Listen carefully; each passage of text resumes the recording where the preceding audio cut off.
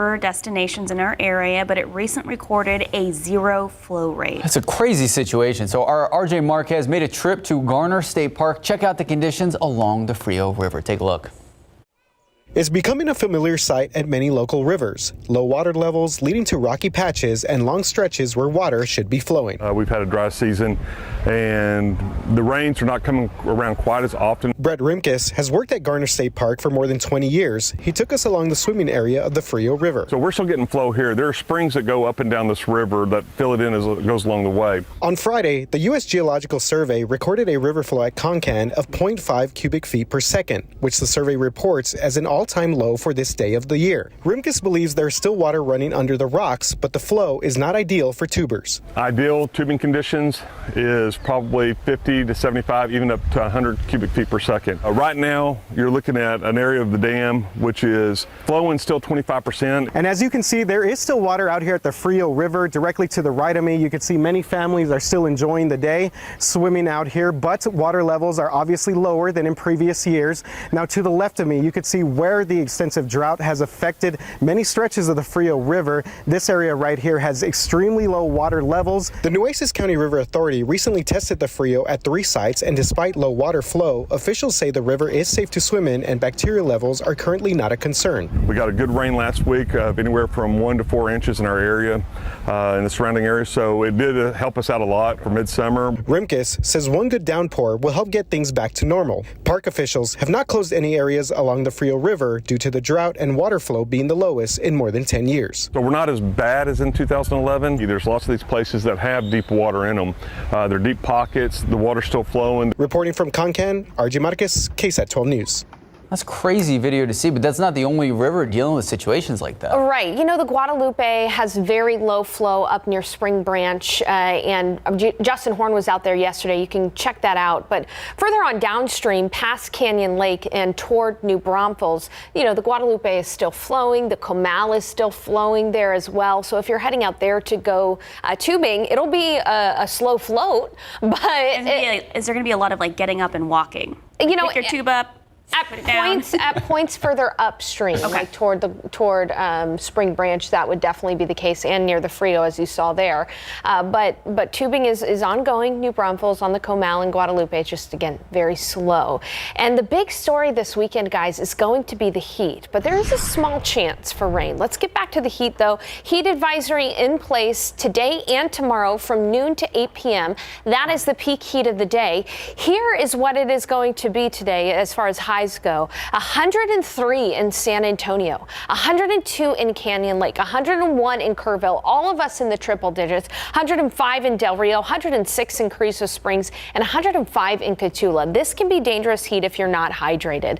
Let's take a neighborhood view of those forecast highs. 104 in Seguin, 105 in Pleasanton, 104 in Floresville, 100 in Bernie, 100 in Lotus, 101 in Comfort, and out to the west it'll be 104 in Uvalde, 104 in the Nixon-Smiley area. But here's the thing, too. We're really not going to see the humidity come down all that much. It's very humid outside right now with dew points in the 70s. By the afternoon, dew points will be in the low 60s, and that is still humid. That is still a zone where your body's going to be slower to cool down because of the high humidity. So the heat index values this afternoon will be closer to 105, in some places even hotter. It could feel up to 108 in New Braunfels if you are going tubing today, 105 in Hondo, 105 in Divine. It'll feel like 106 in Floresville. Temperatures, heat index values rather about 2 to 3 degrees above the peak high temperature today. In addition to the heat, there is an off chance for a stray shower or storm today, mainly north up in the hill country. The chance is only 10%. This afternoon between about 3 p.m. and into the early evening by about 8 p.m. You can see that this particular model does bring a stray shower and stray storm close to the San Antonio metro area. You'll get lucky if you see rain today, and you'll get lucky if you see rain tomorrow. Quick cool down and then back to the heat. Now let's go ahead and take a look at Sunday, because Sunday we have a slightly better chance for showers and storms. Only a 20% chance, but a slightly better chance along a boundary. country. Again, the time frame is going to be about 3 p.m. to about 8 p.m. You can see that this particular forecast model does show a little bit more activity out there, about a 20% chance for a stray thunder shower. It is going to be so hot outside that the ground will allow for those clouds to develop right above head, and that's why there's a 20% chance for a stray thunder shower throughout tomorrow as well. But the big story that's going to affect everybody is the heat. Here's a look at your heat index forecast. Today it could feel up to 105, as I mentioned. Tomorrow, even hotter, could feel up to 108, not only tomorrow, but also on Monday. But I know that this weekend, there's a lot of folks that are going to be out and about, so the heat will affect you greatest today. Outside right now, first light of the day here, it is 79 degrees. This is going to be the coolest part of the day. South winds at about 10 miles per hour. We've already got a heat index. It already feels like it's in the low to mid 80s. Out in Del Rio, it's 84 degrees right now. Kennedy, 77, 77 in Gonzales, 75 in New Braunfels, and 75 in Kerrville. Just to recap everything, here's your KSAT 12-hour forecast. We're going to be warming up quickly as soon as the sun rises. By 10, we'll already be in the upper 80s, and by noon, 93 degrees at noon. The afternoon is going to be a scorcher. Temperatures should already be at 100 degrees by 3 p.m. Again, 3 p.m. is when we introduce that 10% chance for a stray thunder shower, and we'll have a high temperature of 103. Winds will be variable from this about 5 to 10 miles per hour today, changing direction, but it is going to be a hot one without much of a wind to cool us down as well. So today, again, stray storm, 10% chance, 3 to 8 p.m. That's also when we're going to have the peak heat of the day, 103. Tomorrow, even hotter, 105, likely beating that record. Slightly better chance for rain, but not all that much. 20% chance for isolated showers and storms, 3 p.m. to 8 p.m. 105 on Monday. And then as we head into the middle part of that week, that heat high will temporarily move off to the west. Temperatures drop below 100 degrees, but that's still going to be hot outside. By the way, even though we have measly rain chances today and tomorrow, that is not going to help out our drought situation at all, because the rain will be few and far between, and we need good soaking rains. We're just not going to get it, in spite of the fact that a few folks might get some rainfall today and tomorrow. All right. These just aren't records I want to break. No. I like the heat, don't get me wrong, but nothing like that. No, said no one ever. Time no one now. likes the heat. 6:17, 78 degrees out. All right, Krispy Kreme celebrating a milestone in a tasty way. Still to come, how you can enjoy some free donuts. All right, this is a story you actually sent me. This is your favorite plant in all of San Antonio. Yeah, no, this is really cool. It's called the corpse flower. It's actually very stinky and draws a big crowd. So after the break, I'm going to tell you how you can see it at the San Antonio Zoo. All right, let's take a look at these Lotto numbers. Pick 3, 963, Fireball 1, Daily 4, 5757, Fireball 6. Read Cash 5. Are you checking your numbers right now? No, I'm checking to see if anyone won the okay. Did you play? No. Oh, well, that's not very exciting. Cash 5, 57. 57 is big numbers today. 5, 7, and 9, 20, 21. And then the Mega Millions, 20, 36, 61, 62, 69. Big number 20. Mega Player 3. Did anyone win? No winners. Okay. It's got to be past 400 million. It was at 400 something million. Well, maybe there's like small winners either way. Good luck. We'll be right back.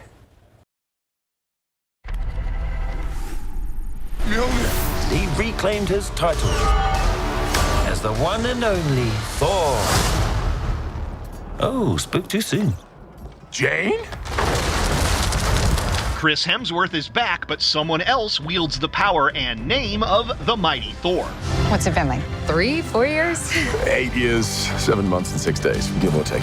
Thor Love and Thunder marks Natalie Portman's return to the franchise after 2013's Thor The Dark World. To say that Jane was going to become the mighty Thor in this one was really, really just an incredible opportunity and really like a once-in-a-lifetime possibility. So that's the ex-girlfriend, is it? The old ex-girlfriend, Jodie Foster. Jane Foster, The one that got away.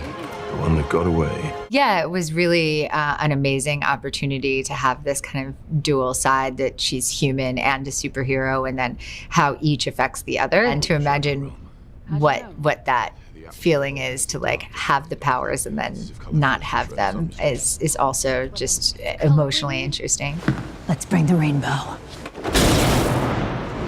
Bring the rainbow, is that a catchphrase or something? You have to like carry yourself differently. You have to have a different bearing. So I did train a lot, but there's also a lot of movie magic, of course, involved in the transformation. It's just my first bad guy. Never forget your first. In Hollywood, I'm Rick Damigella. All right, so let's take a look at how the movie is doing on Rotten Tomatoes so far. 67% from critics, 83% from moviegoers. I trust moviegoers more than critics. So our executive producer, Joy, is watching it tonight, so we'll have her full analysis tomorrow morning on GMSA. Excited about that. Okay, on to the stinky flower. It's called a corpse flower, and it's here in San Antonio. Okay, this flower is actually really cool. They are rare, and they only bloom every 5 to 9 years, depending how old it is. And the reason why it's called a corpse flower is because it's really stinky when it does bloom, and it's because it's attracting pollinators and stuff. Oh, okay. It's super, super cool. That is, of course, it's not blooming yet. When it only blooms, it only opens up for Is about it pretty? 48 hours.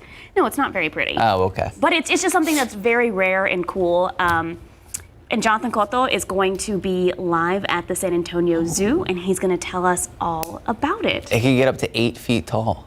Yeah. No, it's. I'm very excited. That's like about a this. tree. That's not a flower. It's very. How bad does it smell? Have you been in the room with it? Not that one, but I've been around other Like ones. 1 to 10, how bad are we talking here? I don't know. I think I was mentally prepared for it. So like an 8? It just smells like maybe like old meat.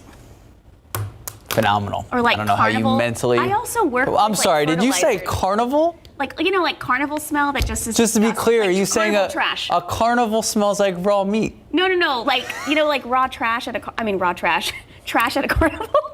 Time now is 6:25, 78 degrees out. All right, speaking of smelly things, look, this is exactly what we're talking about. Hey, we're hungry, and you know. I was hungry. Okay, actually, that sandwich looks so It good. does look very good.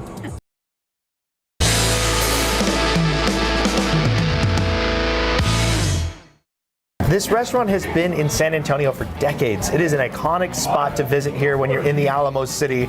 And the sandwich that's right in front of us is probably one of the most popular sandwiches in the city as well. But how did it all get started? The sandwiches come from my father from Rhode Island, being the Italian that he was, the grinder, the Manhattan, the club sandwich, and then my mother came up with the signature serious sandwich. It's like the cousin to the muffalata. You said this sandwich, it put your kids through college, Yes. through graduate school, got you 2 weddings, so this is the one. Yes, that's it. Comes with pickles on the side, and I love it comes with 2 pickles, because why not? You're getting this huge sandwich, might as well get 2 pickles with it. Cheers to you, Brad. All right, The David, full thank you. serious sandwich out here at Zito's, that's the bite. Here we go. If you're looking for a big sandwich, you've got to get the full serious sandwich out here at Zito's. This thing is loaded, very similar to the muffaletta sandwich, where it has the olives and the cheese and the different cold cuts inside of it. But this one actually comes on a pizza crust as well. Super crispy on the outside, it's cheesy, it's gooey, and it is a lot of food. Challenge accepted. Seriously, best sandwich I've ever had. Okay, moving on to Krispy Kreme. It's celebrating its 85th birthday with a happy week of birthday. deals. Starting Monday, every Krispy Kreme donut shop in the U.S. will randomly choose a handful of customers each day to win a Krispy Kreme birthday card for free glazed donuts for an entire year. It's just so many donuts. I know. Expiring June of 2023 as a birthday finale on July 15th.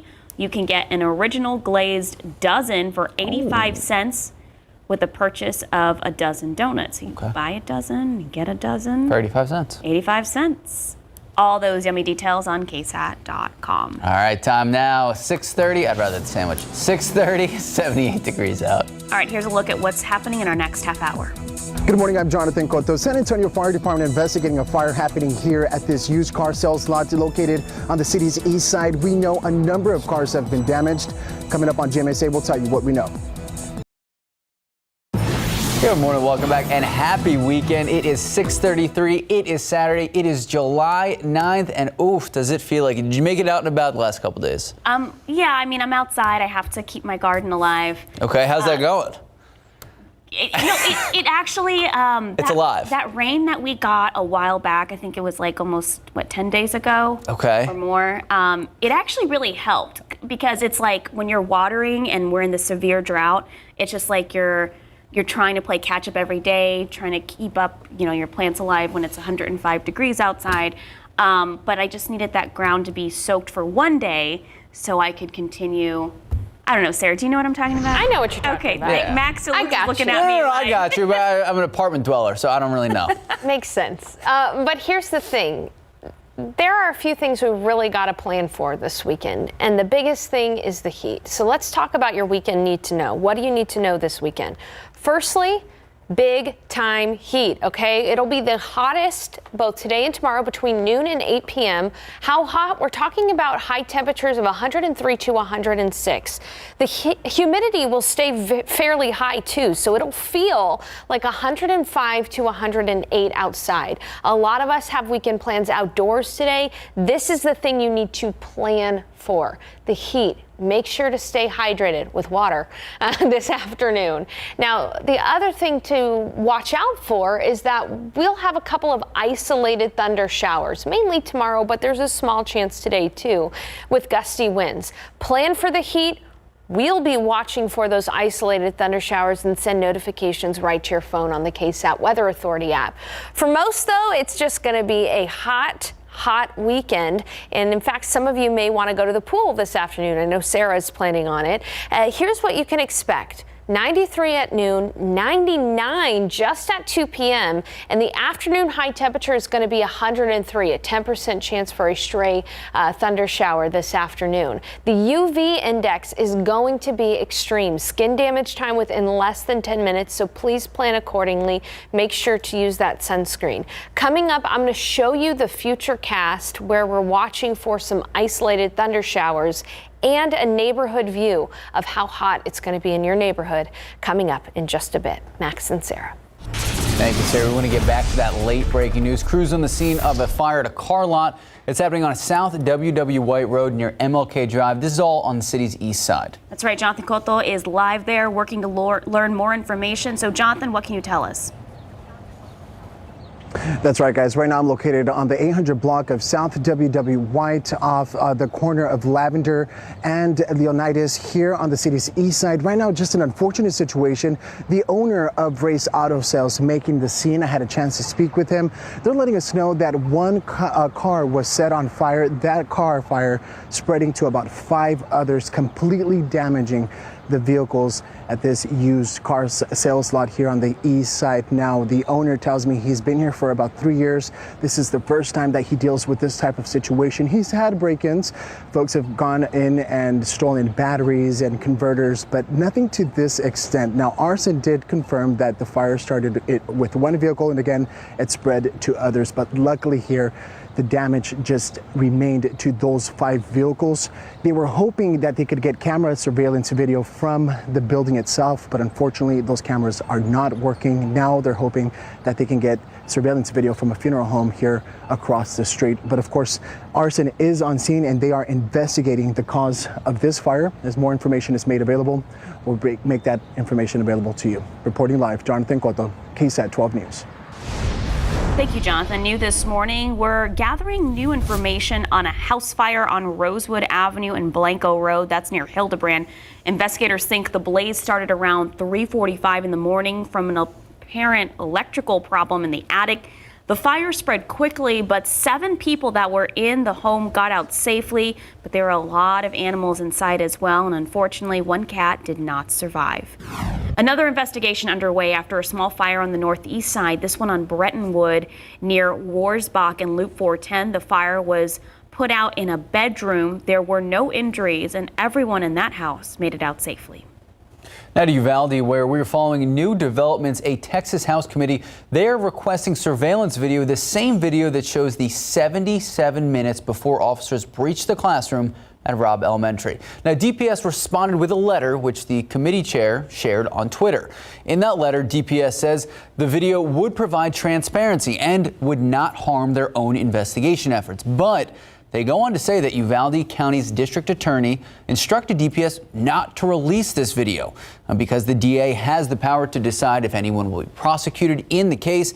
DPS says they are, quote, guided by her professional judgment regarding the potential impact of releasing the video.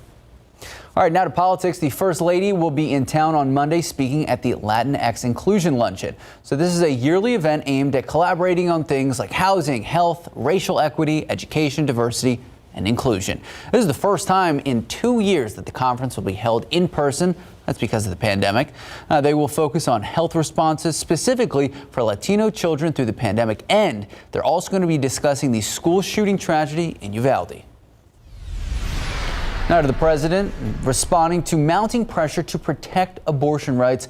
All of this in the aftermath of the Supreme Court's sweeping decision to overturn Roe v. Wade. So the president signing an executive order in an effort to enforce existing access to abortion care. ABC's Christine Sloan explains. What do we do? Stand up, fight back!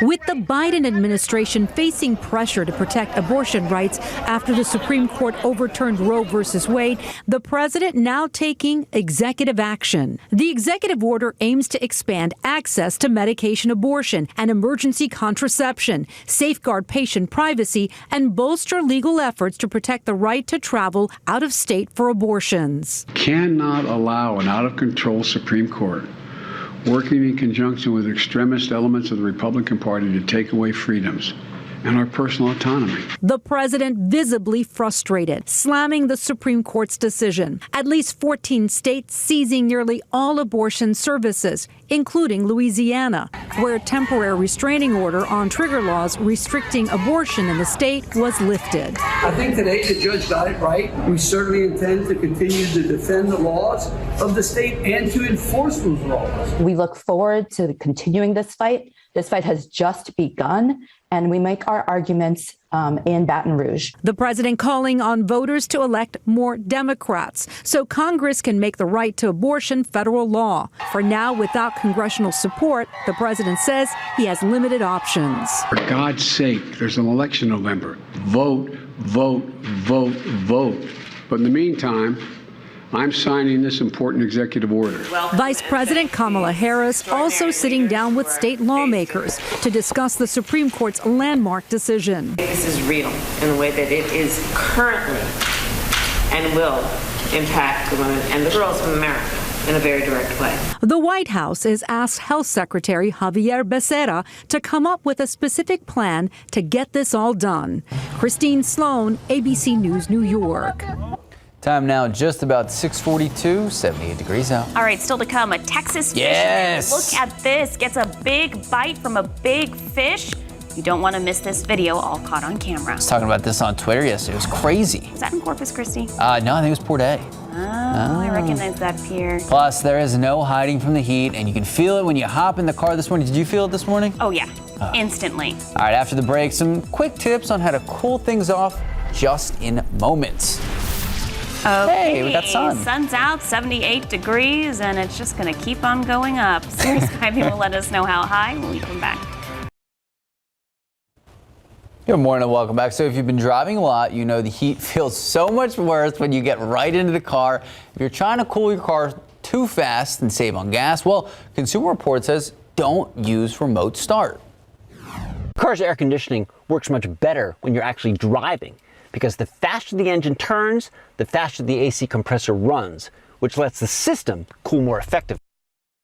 So here's the thing. One of the perks of having a 2012 Jeep, I don't have remote start. Neither do I. Experts say it's better to start driving, then progressively turn on the AC, open all the windows for about 15 seconds, turn on the fan, and once you feel the cold air flowing, roll up the front windows, leave the back windows cracked for another 15 seconds to draw the cooler air to the back. I kind of do this. I didn't realize there was actual strategy to it. Yeah. That actually helped your car cool down without wasting too much gas. And also, if you have black leather seats or leather seats in general, keep a towel. Towel. Because you're going to burn your legs. Oh, that's true. Do you have one of the window covers? What? No, Yeah. no. No? No. You gotta get one. I know, I need one. Sarah, do you have one? I don't. Oh. She has a parking garage. I know. But still, here's yeah, the but thing. still, it's a reflector. Well, KSAT doesn't have a parking garage. Yeah. Find a tree. I have cloth seats instead of. Oh, yeah. See, I just bought a car. Cloth seats forever. Way to go. That's the way to go.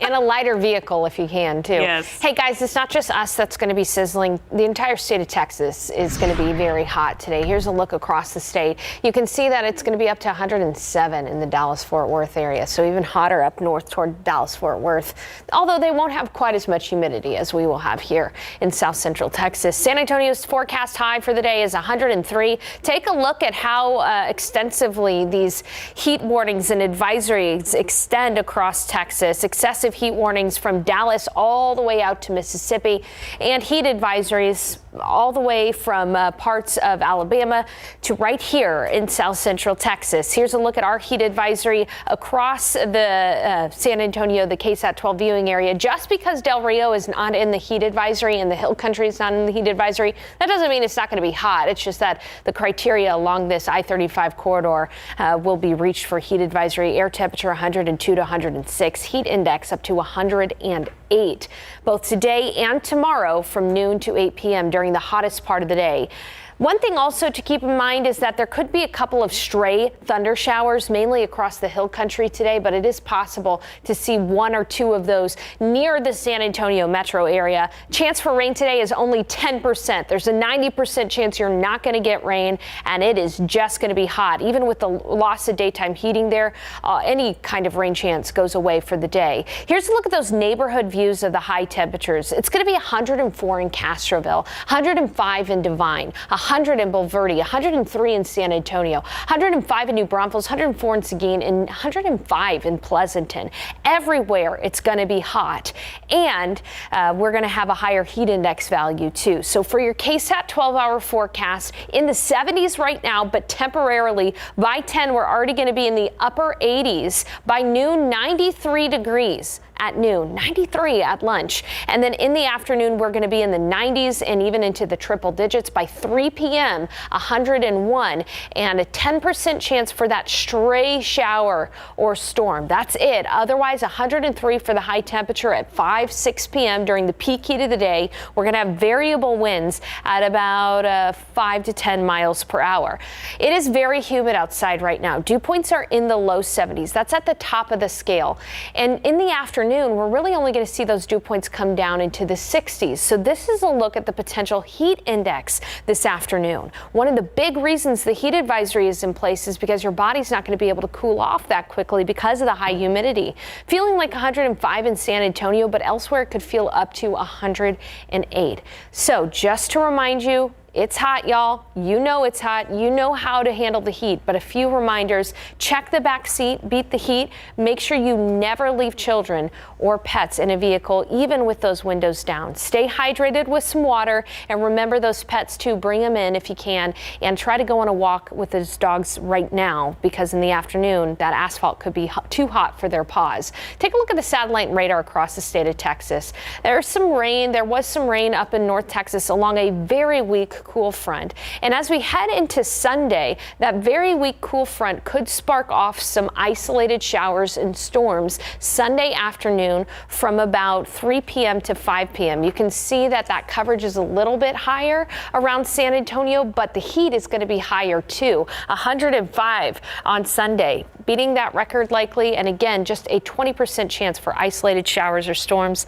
Not a good chance for any drought soaking rain. Max and Sarah. All right, Sarah Spivey, thank you so much. 6:51, 78 degrees out.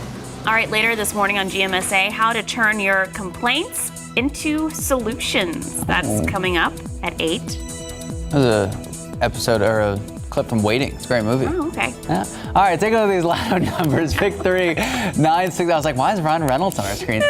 9, 6, 3, Fireball 1. Daily 4, 5, 7, 5, 7, Fireball 6. Cash 5, 5, 7, 9, 20, 21. According to our director, Don, it's up to 440 million. No one won. Check your tickets, though. Maybe you won a little bit. 20, 36, 61, 62, 69. Mega Ball 20. Mega Player 3. All right, check this out. A fisherman caught a shark off the pier in Port Aransas. It was all caught on camera. So KSAT spoke with the cameraman, and you can check out the shark and see what the fisherman had to say. Just head to our website, ksat.com, and look for this story. It is an awesome read. It even goes into Texas Parks and Wildlife and like their response. And all the rules and regulations. And all the rules and regulations for catching sharks and what happened to the shark after it was caught. It's a really good read. Can't endorse enough. Time now, 6:55, 78 degrees out. All right, let's take a look outside with the road. See if there's a few people out and about. A few people out there. If any incidents pop up, we'll let you know. Good morning, I'm Jonathan Cotto. San Antonio Fire Department investigating a fire happening right here at this used car sales lot on the city's east side. I'm located on the 800 block of South W.W. White Road on the intersection of Lavender and Leonidas. Arson is on scene. They're telling us one car was set on fire. That fire spreading to about 5 other vehicles. They were hoping to get surveillance video footage from the building office itself, but unfortunately those cameras are not working. Arson is on scene and investigating the cause of this fire. We'll update you as more information is made available. Reporting Jonathan Cotto, KSAT 12 News. Heat advisory both today and tomorrow from noon to 8 p.m. during the hottest part of the day. Temperatures could be as hot as 102 to 106 with heat index values as high as 108.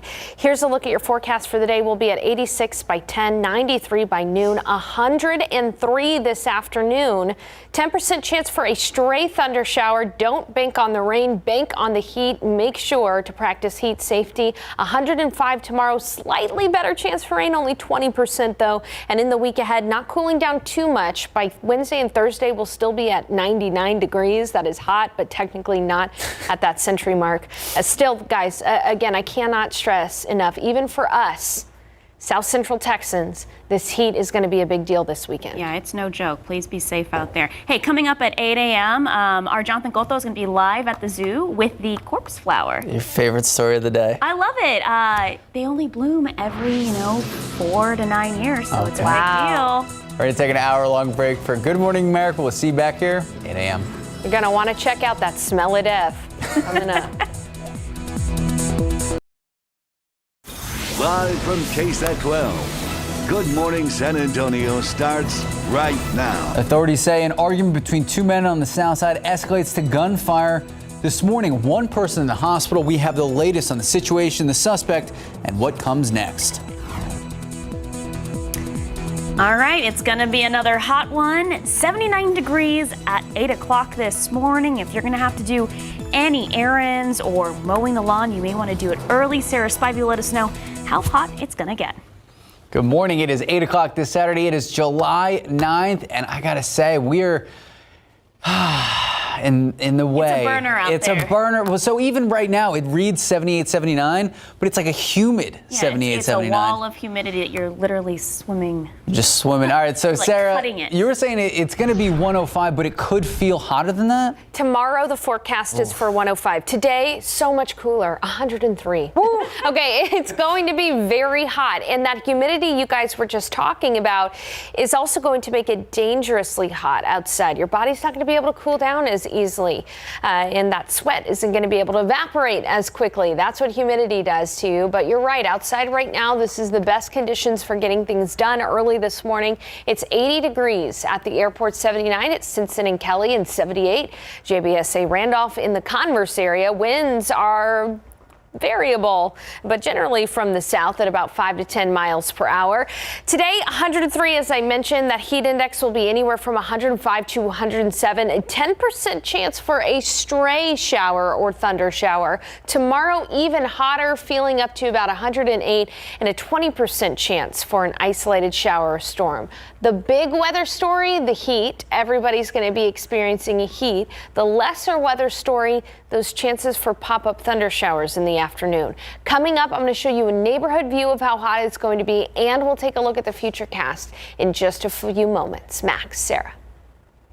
Thank you, Sarah. New this morning, police are investigating a shooting on the city's south side. This is what we know right now. It happened in the 8200 block of South Flores near Formosa Boulevard around 12:30 this morning. Officers on the scene telling us a witness told them that he saw 2 men arguing as he drove into his apartment complex. That's when he heard gunshots, and then he saw one of those men shot in the chest. The suspect took off, police were called out, and the victim was taken to the hospital at last check in critical condition. Right now, authorities still talking to witnesses in the area, trying to get as much information as possible. As for the shooting, it is still under investigation. At last check, still no one in custody. And about an hour earlier, police in Live Oak say a man on a motorcycle hit a wall barrier on I-35 near Topperwine Road. Officers say the motorcyclist lost control and hit the wall just as another vehicle was passing by. The driver of that vehicle did stop and call police. The motorcyclist was taken to the hospital in stable condition. Police are investigating this crash. In your morning headlines, it did not take long for San Antonio police to make an arrest in a deadly hit and run that happened on the city's west side. 27-year-old Ernest Gadai was arrested last night. Police say he ran a stop sign and allegedly hit 61-year-old Manuel Mendoza while he was riding his bike Thursday night near Saunders Avenue and South Rosillo Street. And instead of stopping, officer says he allegedly just drove away. So Gadai faces a charge of failure to stop and render aid, resulting in death. Now to the latest in the investigation into the deadly Uvalde elementary school shooting. A Texas House committee has requested DPS to release to them the surveillance video that shows the 77 minutes before officers breached that classroom. DPS has responded with a letter that basically says that their hands are tied. So in that letter, which the committee chair shared on Twitter, DPS says that the video would provide transparency and would not harm their own investigation. But it also states that Uvalde County's district attorney instructed DPS not to release the video. Because the DA has the power to decide if anyone will be prosecuted in the shooting case, DPS says they are, quote, guided by her professional judgment regarding the potential impact of releasing the video, end quote. All right, so speaking of the video, Uvalde's Mayor Don McLaughlin supports this committee's request for the video to be released. Now, all of this comes on the heels of the mayor tackling issues and taking issue with the statement in the latest alert report that was released on Thursday. So the alert report stated that a police officer for the city had the chance to shoot the gunman but did not take the shot. So in a statement, Mayor McLaughlin says that the report released by alert, quote, does not give a complete and accurate account about what happened at Robb Elementary, end quote. Now he added no Uvalde police officer saw the gunman or had the chance to shoot him before the gunman entered the school. The mayor adding that the officer did see someone, but that it was a coach with children on the playground. Now, McLaughlin's entire statement is available right now for you to read. Just head to KSAT.com. Well, the Uvalde mayor is not the only one reacting to that alert report. Jared Hudson, who's an active shooter trainer, says he's disturbed by the lack of action from officers who had the training and the tools, but allegedly hesitated. So Hudson argues police agencies have become diplomatic and vulnerable to public scrutiny over every decision that officers make. And he says those officers that he trains tell him it plays out in their head. Every time they go out and try to maintain peace, what happens? They get scrutinized by an attorney. They get scrutinized by the media. They get scrutinized by their leadership, who's not out making the decision. And for what? $50,000 a year? Hudson says law enforcement agencies have to really consider how they recruit and hire to guarantee members of their respective forces will fight instead of freeze. He says everyone wearing a badge should have the resolve that those parents did who wanted to go into the school, whether it's their child or not. Well, back here at home, a Bexar County grand jury deciding to no bill a San Antonio police officer in connection to a shooting death. So a no bill means that Officer Steven Ramos will not go to trial for the shooting death of 57-year-old John Pena Montez. Now, Montez killed last year during what family members described as a mental health crisis. In June, Officer Ramos also shot and killed a 13-year-old teenager who allegedly was driving a stolen car that rammed into a police cruiser. Now, that teen's death is still under investigation. It might be the weekend, but road construction closures and detours don't take a break. Traffic Authority Stephen Cavazos breaks down what you need to know to get around town. As we are getting ready to drive off into the weekend, we want to make sure that you are prepared for the construction that is in our area. So let's take a look and find out what's going to be taking place. Loop 1604 on the north central side of San Antonio. This has been ongoing since Wednesday, July 6th. This is camera work that we're going to see taking place. That should be wrapping up on Saturday, July 9th. That is going to be for our overnight commuters, 9 in the evening until 5 in the morning. During that time, you can expect a right westbound Loop 1604 main lanes to be impacted from Trailcrest Street to Theater Boulevard, but the work is going to continue over here off I-35 on the northeast side of San Antonio. Some survey work will be taking place. That will actually has already been going on since Tuesday, July 5th.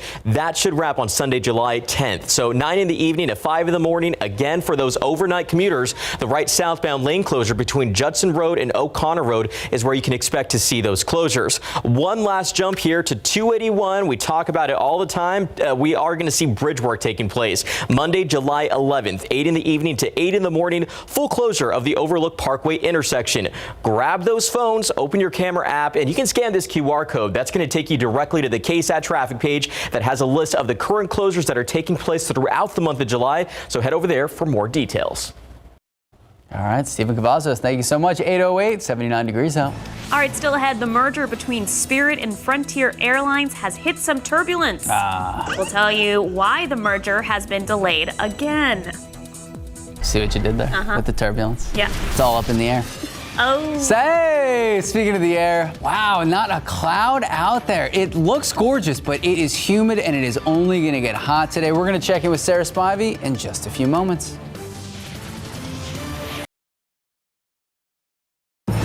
Good morning, welcome back. And hey, happy summer. Yes, it's summer in South Texas and it's super hot out. But it has felt like summer since May. Yeah. It is, guys. We had the hottest May on record, followed by the hottest June on record. And for the start of July here, every single day we've seen temperatures above average and at 100 degrees. Let's do it again. Yeah, we'll do it again this weekend, but we're going to be even hotter this weekend, guys. So that's why there is a heat advisory in place, not only today, but also tomorrow. Heat advisory in effect from noon to 8 p.m. That is the peak heat of the day. Here's a look at the forecast high temperatures this afternoon. In San Antonio, 103. 102 in Canyon Lake, 105 in Del Rio, 105 in Getula, 100 in Rock Springs. And as we take a closer neighborhood metro view of San Antonio, it'll be up to 104 near Stetson, 104 Seguin, 105 Pleasanton, 104 Floresville, 104 Nixon Smiley area, 100 Bernie, 100 in Bulverde, and 104 out in Uvalde. Anywhere you look, it is going to be very hot today. And it's humid outside with dew points in the 70s. Dew points are only going to come down in the afternoon into the 60s. So it's still going to be humid this afternoon during the peak heat of the day. That means your body's not going to cool off as quickly, and a heat index value. Here's a look at the forecast heat index value right around 105 around San Antonio, but elsewhere we could see heat index values as high as 108, like near New Braunfels and out west toward Uvalde, as well as along the coastal plain, closer to Floresville, feeling like 106. Now, the heat is the big weather story this weekend. But there is an off chance that one or two folks will get a cool down. Here's a look at today, right around 3 o'clock, a 10% chance for a stray thunder shower. And that'll last through about 8 o'clock. Once we lose the daytime heating, that 10% chance of rain goes away. Slightly better rain chances for your Sunday, but only just. About a 20% chance for isolated showers and storms on Sunday afternoon between about 3 p.m. and 8 p.m. And you can see that the coverage in this particular forecast model is a little bit greater. But if you get rain, consider yourself lucky, because the majority of us will miss out in the big weather story. As I mentioned, is the heat, not the small chance for rain. Today it'll feel up to 105. Tomorrow 108 is the maximum heat index value. And that even includes into next week as well. So please find a way to stay cool and stay hydrated. It's the coolest it'll be today outside right now, 80 degrees. It already feels like 84 because of the high humidity. South winds currently at about 10 miles per hour. Elsewhere it's 79 in Carrizo Springs, 79 in Pleasanton, 79 69 in Gonzales, 76 in Kerrville, and 79 in New Braunfels. For your KSAT 12-hour forecast around San Antonio, mostly sunny skies, already in the 90s by noon. Variable winds at about 10 miles per hour at times. And then in the afternoon, that's when the heat really cranks up. 101 already by 3 p.m.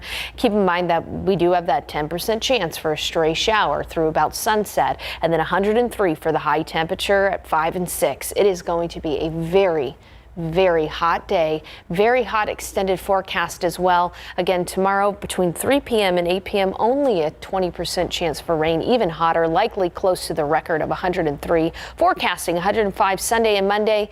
Hey, there is a little bit of a cool down, if you want to call it that. By Wednesday and Thursday, our highs will only be in the double digits. Nice to see that, but we are not going to see any widespread healthy rains over the coming days, guys. A lot of people are going to be enjoying time by the pool. I'll have that forecast coming up. Max, Sarah. All right, so what are your ways to beat the heat?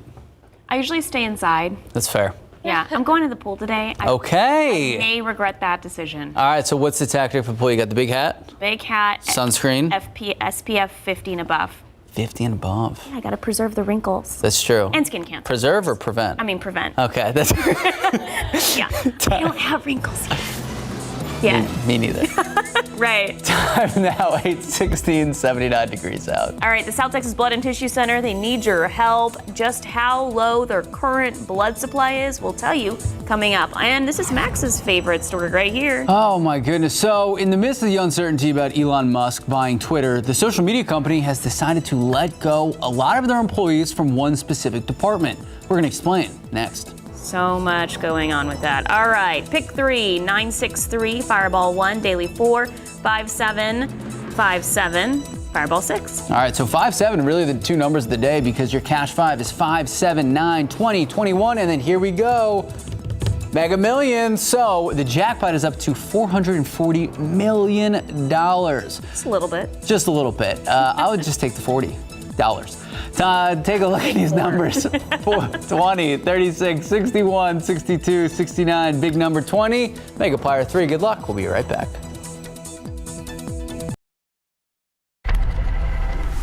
In your business headlines, 100 people are expected to lose their jobs at Twitter. A spokesperson for the social media company says the layoffs initially started as a hiring freeze, but the decision was due to a revised business plan.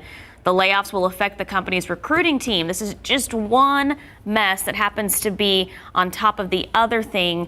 We talked about Elon Musk, the CEO of Tesla. The Washington Post has reported that members of Musk's team say the deal is in, quote, serious jeopardy. That $44 million deal, billion dollar deal over supposed challenges verifying some spam accounts. All right, from one deal to another, a merger of Spirit and Frontier Airlines. Well, the deal is now up in the air. According to the Wall Street Journal, Spirit has delayed a shareholders vote on the acquisition once again. So this is actually the third time that Spirit has put off the shareholder referendum. Frontier's stock and cash offer is currently worth about $2.6 billion. Now, Spirit had originally planned to merge with Frontier back in February, but JetBlue stepped in with a $3.7 billion all-cash offer. For now, the planned merger between Frontier and Spirit will remain on ice until at least July 15th. And this is crazy because it's all happening during this huge influx of people traveling. You were just at the airport. I lucked out. You lucked out? No delay, a little delay. I think we had like a 30-minute delay. But you didn't have to deal with cancellation? No, I flew Southwest though. Oh, okay. Not an ad. Time now, 8:22, 80 degrees out. All right. Calling all blood donors. If you're able to roll up your sleeve and give the gift of life, still to come, more on the critical need here in San Antonio for a specific blood type. All right, blood donations. There's an urgent need for them this morning. The South Texas Blood and Tissue Center say the supply is once again running critically low. It is a big problem we've been covering for months. So right now there is less than a one-day supply of type O blood. And officials say This is an urgent need for donations in an effort to replenish the supply and get it back up to what we need. The South Texas Blood and Tissue Center is hosting several blood drives throughout the weekend.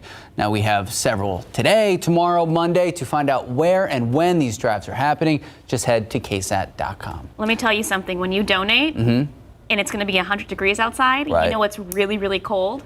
Is those buses or the tissues. Like when you go in there, they have to keep it cold. Yeah. So I always get like a blanket, take a little nap while I donate. So honestly, and here's another thing. On top of helping save lives, you also get like a T-shirt. I think they had Amazon gift cards for a minute there. Honestly, I find it very relaxing. You're like laying down, you have a blanket on you, take a nice nap. Yeah. And you're saving a life. I was gonna say, and the main part is you're saving a life. Good. You feel good about it. You do. Yeah. Time now, 8:26, 80 degrees out. All right, I love this story so much. That a dog? That is a dog taking a picture with the corpse flower. All right, something stinky happening over at the San Antonio Zoo. We're not talking about animals. We're talking about the rotting smell that this big bloom gives off. Delicious. It's going to be at the San Antonio Zoo for the next week. Jonathan Cotho will be live with the details. And we've all complained here or there. Great movie, by the way, Waiting. So how to turn your complaints into solutions. We're going to explain in just a bit. Good morning, welcome back, and happy weekend. It is 8:30 this morning. It is Saturday. It is July 9th. It is a great start to the morning because it was under 80 degrees just until a few seconds ago. I know, but it's going to be another hot one. I'm actually heading, I haven't been to the pool. Okay. I think I went to my parents' pool like maybe in May, but I haven't been to the pool all summer. Gonna head out to the pool today. Okay. Nice. Soak in some sun. Yeah, but Sarah, I'm very concerned. I'm gonna bring my hat, a big umbrella. That's a good idea. And what a coincidence. I've got a poolside forecast for you, Sarah. Let's take a look at what it'll be like to head on out to the pool today. One word, hot. Variable winds at 5 to 10 miles per hour. Already by noon, it'll be in the 90s, 99 at 2 p.m. For the high today, 103. Now, there is a 10% chance for a stray shower, but the big story this weekend is the heat. And that UV index is going to be extreme today. Skin damage time in less than 10 minutes. So like Sarah had said, a hat or even some sunscreen, great idea. Here's your weekend need to know. You need to plan for the big time heat, both today and tomorrow. The hottest between about noon and 8 p.m. Highs will be 103 to about 106 with feel-like temperatures up to 108. This is what you need to plan for. We're also watching for isolated thunder showers. Chance for rain is only about 10 to 20%, but I'll be showing you that futurecast and a neighborhood view of how hot it'll be coming up in a bit. Sarah, Max. Thank you, Sarah. New this morning, a terrifying fire breaks out at an east side car lot. Several vehicles have been damaged. So take a look. This all happened just off of WW White Road near MLK around 4:30 this morning. Firefighters on the scene telling us initially it was just one vehicle on fire, but the flames actually spread to 5 others. Actually, if you look right here, that is not the fire. That is the scene from the zoo that we're going to be checking in with Jonathan Cotho in just a bit. But for this fire, right now, arson investigators still working. They've been working throughout the morning. They're still trying to figure out why this exactly started. And also new this morning, a fire forces 7 people from their home just before 4 o'clock north of downtown. This happened in the 600 block of West Rosewood Avenue off of San Pedro. According to firefighters, the flames started in the attic and spread. Everyone inside thankfully made it out safely, but officials say, unfortunately, a pet cat died from smoke inhalation. Firefighters say they think it was an electrical outlet that caused this fire, but this investigation is ongoing. And fire crews were not done battling flames. Another house fire broke out in the 300 block of Brentonwood Drive near Rittiman Road on the northeast side.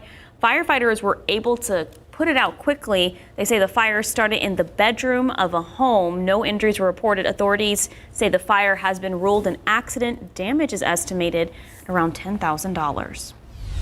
Now, President Biden responding to the mounting pressure to protect abortion rights. So all of this in the aftermath of the Supreme Court's sweeping decision to overturn Roe v. Wade. So the president signed an executive order yesterday in an effort to enforce existing access to abortion care.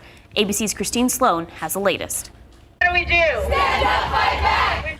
With the Biden administration facing pressure to protect abortion rights after the Supreme Court overturned Roe versus Wade, the president now taking executive action. The executive order aims to expand access to medication abortion and emergency contraception, safeguard patient privacy, and bolster legal efforts to protect the right to travel out of state for abortions. Cannot allow an out-of-control Supreme Court working in conjunction with extremist elements of the Republican Party to take away freedoms and our personal autonomy. The president visibly frustrated, slamming the Supreme Court's decision. At least 14 states seizing nearly all abortion services, including Louisiana, where a temporary restraining order on trigger laws restricting abortion in the state was lifted. I think today the judge got it right. We certainly intend to continue to defend the laws of the state and to enforce those laws. We look forward to continuing this fight. This fight has just begun, and we make our arguments in Baton Rouge. The president calling on voters to elect more Democrats so Congress can make the right to abortion federal law. For now, without congressional support, the president says he has limited options. For God's sake, there's an election in November. Vote, vote, vote, vote. But in the meantime, I'm signing this important executive order. Vice President Kamala Harris also sitting down with state lawmakers to discuss the Supreme Court's landmark decision. This is real in the way that it is currently and will impact the women and the girls of America in a very direct way. The White House has asked Health Secretary Javier Becerra to come up with a specific plan to get this all done. Christine Sloan, ABC News, New York. New morning headlines. Emergency crews are working to suppress a wildfire in Yosemite National Park. The Washburn fire is burning near the lower part of Mariposa Grove, so spreading to about 500 acres. Park officials have since closed the grove, which is known for its large sequoia trees. They say the surrounding area should prepare for possible evacuation. The cause of this fire is under investigation. Well, headed to California, federal authorities seizing more than 5,000 pounds of meth over there in California. So the U.S. Attorney's Office says it was one of the largest drug busts in San Diego County history. Law enforcement followed a commercial truck that crossed into the United States on Thursday. Officers allegedly saw 4 men, all residents of Tijuana, unload dozens of cardboard boxes into a van. Now, inside, about 148 bundles of meth. The men have been charged with conspiracy to distribute the drugs. If found guilty, they could each face up to life in prison and a $10 million fine. The ACLU calls it the public's most effective tool against police wrongdoing. They say that's video recording. Because of its impact in police cases, the group is speaking out about a new Arizona law that limits that. The bill was just signed by the governor this week. It lets police tell someone to stop recording if they're within 8 feet of law enforcement activity. And if they don't, aside from a few exceptions, they could get charged with a misdemeanor. The Arizona chapter of the ACLU worries the law will make it harder to hold police officers accountable for misconduct. Well, Greater SATX is a private public nonprofit with a mission to bring in and grow quality jobs in and around our San Antonio community. So tomorrow on Leading SA at 8 a.m., Jenna Sauceda Herrera, the president and CEO of Greater SATX, is set to join us live. We're going to be talking about a lot. Just this week, the group launched the San Antonio region's first privately funded air service development fund. Now we're set to talk about that, talk about local jobs and the growing San Antonio economy. What comes next? So if you have any specific questions that you would like to ask, you can submit them right now. Just head to the Leading SA section of KSAT.com. Then join us tomorrow morning, 8 a.m. for a full conversation. Max, do you have a complaint? I hate complaining. 3. I hate complaining. You know what? There's days where I hate it, and then there's some days where I just feel like, you know what? I'm in a whiny mood. I'm just going to complain about everything. All right, so I'm glad you said that. While complaining may not work, stating your grievances the right way may actually work in your favor. Take a look. Airplanes, restaurants, the office, your home. So many things to complain about, so little time. Did that waitress listen to a word I said? But there is a right way and a wrong way to voice your concerns. Experts say to create what's called a complaint sandwich. Lead with how you feel. People relate to feelings and it helps them understand the situation. Then followed up with a complaint in a positive, informative tone, and then closed with a positive solution. Yeah, is this customer service? I need some help. The same goes if your complaint is over the phone, but also document everything. And if you're not getting results, ask to speak to a higher up. Please don't use that tone with me. But how do you get heard by someone you love? Didn't call you crazy. Marriage researchers suggest saying how you feel, be specific about a behavior, and then say what you need. Also, offer to make changes as well. So before you complain, here's something to think about. All right. Complaining too much is actually bad for your health. Yeah, it's negative energy. No, we don't need that negative energy. Like negative energy. So new research shows that every time you complain, your brain rewires itself and is more likely you will think negative thoughts.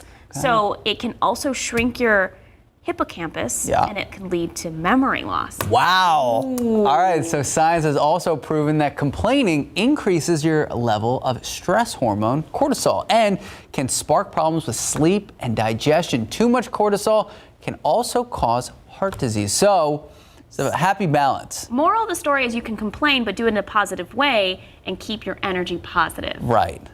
Yeah, we're about the positive vibe. Only positive vibes here. No bad vibes. Time now, it's just about 8:40, 81 degrees out. Hey, no bad vibes when we're eating, right? Yes, where are we going? What is this? I don't know. Is that a potato? David Elder's gonna take us, or tell us, and then take us to wherever you can get this in the next preview of Texas Eats. And we're also headed out to the San Antonio Zoo. Jonathan Cotto joining us live with... This poor Yorkie. This poor Yorkie. He does not want to take this picture. Is it the corpse plant? It's called the corpse plant. Okay. Jonathan Cotto is going to be introducing it to us. He's going to tell us why it's very rare. Oh. How often it blooms. Not very often. What we're seeing too often are these really, really high, miserable temperatures.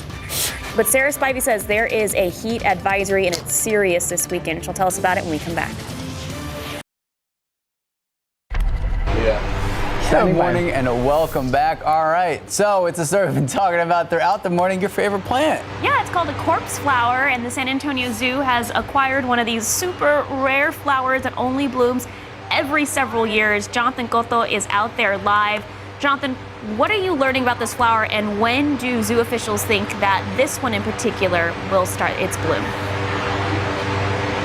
Well, I am learning so much information about this incredible flower. I mean, just to learn that it's a flower, and finding it interesting to know that it's your favorite flower, Sarah.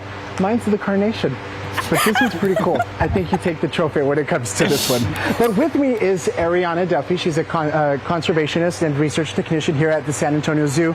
Ariana, talk to us a little bit about this flower. We know it's very unique, very, very special. What makes it unique and special?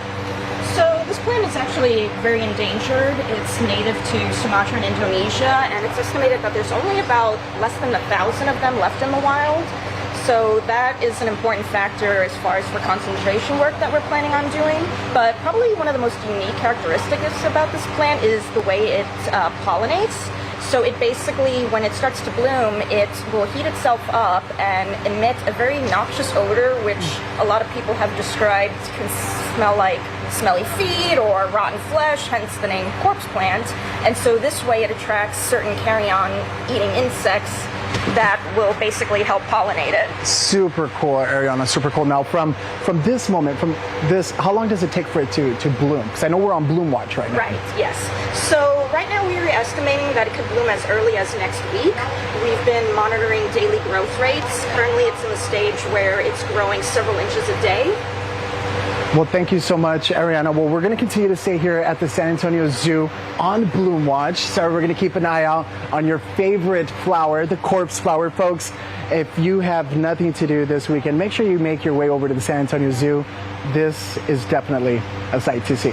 Back to you in the studio. All right. Wow. We're on Bloom Watch 2022. What I want to know the next time we take Jonathan live is, does it smell yet? I'm thinking it doesn't smell yet because it usually smells when it opens. Yeah, that's how it attracts the pollinators. When it blooms, it has the noxious odor. But it might just start creeping through. Oh. I don't. He seems very comfortable otherwise. Yeah, I think he's fine. Yeah. Guys, all across Texas today, there's going to be some real deal heat. So I want to show you the Texas sizzle that's going to be going on this weekend across the state. Here's a look at high temperatures for the day today. 107 in Dallas, Fort Worth, 106 Abilene, 105 Del Rio. It'll be 103 here in San Antonio, so hotter in Dallas than San Antonio. Up there up north, they've got an excessive heat warning for those higher temperatures. Meanwhile, heat advisory here for us across San Antonio and south central Texas, both today and tomorrow from noon to 8 p.m. We're expecting air temperatures anywhere from 102 to 106 with heat index values up to 108. In addition to the heat, there is an off chance for a stray shower mainly across the hill country this afternoon from about 3 p.m. to 8 p.m. If you get some rain, you will be lucky because the rest of us, this is the picture. In the neighborhood view around San Antonio, it'll be 105 in New Braunfels, 102 in Converse, 104 Stinson area, 103 in San Antonio, 105 in Pleasanton, 104 in Floresville, 104 in Uvalde, 103 in Bandera up in Cowboy Country, 100 in Bernie, 101 in Kerrville. It is going to be very hot everywhere you look. Outside right now, we're already in the 80s. It'll be 86 by 10, 93 by noon, mostly sunny to completely sunny skies. And then by 3, that's when we're going to introduce that 10% chance for rain, but that's also when we're going to be over 100 degrees. By the afternoon, 5, 6 p.m., 103 for the high temperature. And then in the evening, it's still going to be hot. We'll still be at 98 degrees by 8 p.m. And after 8, that 10% chance for rain goes away. So in addition to the heat, it's also going to be humid outside. Dew points right now in the low 70s. That is oppressively humid. You feel that wall of humidity out there. By the afternoon, dew points will come down a little, but still be in the 60s. And so because of that, this is what it's going to feel like this afternoon. Rock Springs, that's wrong. It's not going to feel like 88 degrees in Rock Springs. It's going to feel like 105 in San Antonio, 107 in New Braunfels, up to 108 in Del Rio, and it'll feel like 105 in Rock Springs as well this afternoon. So reminder of things to do. We know how to behave when it's hot outside, but when it's this hot, it's a good reminder to beat the heat and check the back seat. Make sure you never leave kids or a pet in a vehicle, even if the windows are down. It's still going to act like a greenhouse in there. Hydrate, hydrate, hydrate. Make sure to drink a lot of water, and remember those pets too. If it's too hot for you, it's too hot for them. Bring them inside. Try to take them for a walk right now instead of later in the day when that asphalt and concrete will be very hot. In the satellite and radar across the state of Texas, it's quiet right now, but you can see that yesterday there was a little bit of rain up in North Texas. This is along a very weak cool front, and this is what's going to give us another chance for rain tomorrow in the afternoon. Not a good chance for rain, but only about a 20% chance or so, right around 3 p.m. to 8 p.m. You can see that this particular model does bring a little bit of rain in to the area, but not much, only a 20% chance. Don't bank on the rain, bank on the heat. 105 tomorrow for the high temperature, breaking a record likely. 105 on Monday as well. And again, you'll be lucky if you get a pop-up thunder shower today, tomorrow, and Wednesday, but no significant rain to help us out with the drought conditions. We are well on our way to the hottest July on record, and we could very well see the most triple digits of the year in 2022. So it's going to be a very hot summer, long summer for us, Sarah and Max. Be safe out there. All right, Sarah Spivey, thank you so much. 8:50, 81 degrees out. All right, coming up after the break, we'll give you a preview of this week's Texas Eats. It's heading to a Southside barbecue.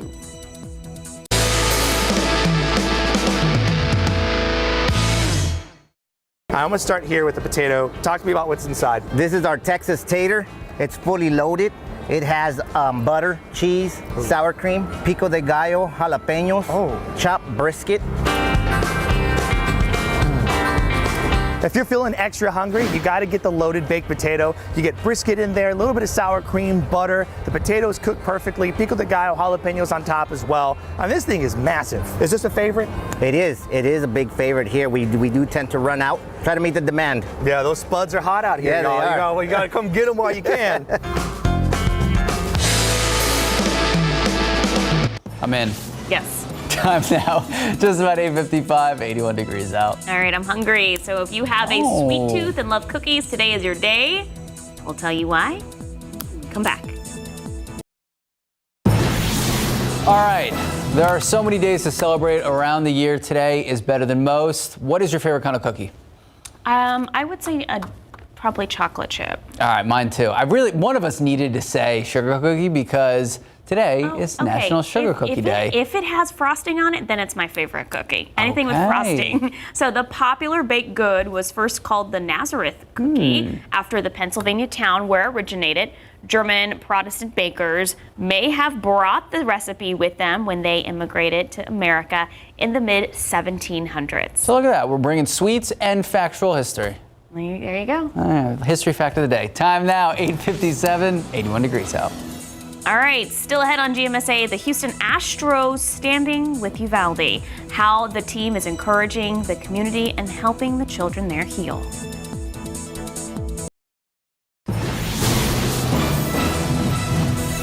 All right, taking a live look out at the Alamo City. 81 degrees out there, not a cloud in the sky. And I got to tell you, 81 is almost deceiving because it is so humid out. But if you do have errands to run, if you have things to do, do them now. Yeah. Mow the lawn, do what you got to do because it is only going to get hotter out there. We're going to check in with Sarah Spivey in just a few moments. But until then, good morning. It is 9 o'clock. It is Saturday. It is July 9th. Thank you so much for starting your weekend with us. Happy July. So if you're on the couch watching us right now and stay there, drinking hot coffee, it's cold coffee forecast. Yeah, you need iced coffee. If you walk outside, like this morning. How was the hair this morning? Oh, it's brutal. It's just like, I can't do anything with it. If you think it's bad out there right now, just wait until this afternoon, guys. All right, take a look outside with live cam. We are seeing completely sunny skies. The big story this weekend is going to be the heat. We are already at 82 degrees at the airport. 82 in Hondo, 82 Uvalde, 80 in Kerrville, 86 in Del Rio, 84 in Gonzales. We'll zoom in here. Not a cloud in the sky outside right now. It's 81 in Bulverde, 84 in New Braunfels. It's 80 in Bandera and 80 in Kerrville. It is going to be very hot this weekend. 103 today with a 10% chance for a stray shower, but that heat index is going to be up to 105 to 107. Tomorrow, 105 for the high temperature with a heat index as high as 108, 109 degrees and only a 20% chance for an isolated shower or storm. So the heat is the big story. But I will show you that future cast for that 10 to 20% chance of rain. Please find a way to stay cool. I'll have those details for you in just a bit. Max and Sarah. All right, thank you, Sarah. We have new details this morning on that shocking attack that really has been heard around the world, the attack that killed Japan's former prime minister earlier this week. So new information is coming out about the suspect as the U.S. joins the people of Japan in mourning one of the longest-serving leaders. ABC's Bob Woodruff is in Tokyo with the latest.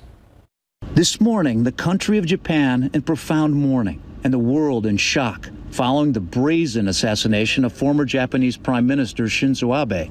On a phone call with current Japanese Prime Minister Kishida Friday night, Biden expressed his outrage, sadness, and deep condolences on the tragic and violent shooting death of former Prime Minister. And overnight, world leaders reacting. Chinese President Xi Jinping sending his condolences, pointing out that former Prime Minister Abe made useful contributions to promoting the improvement of Sino-Japanese relations. Former Prime Minister Abe was shot in broad daylight Friday while in the city of Nara giving a campaign speech.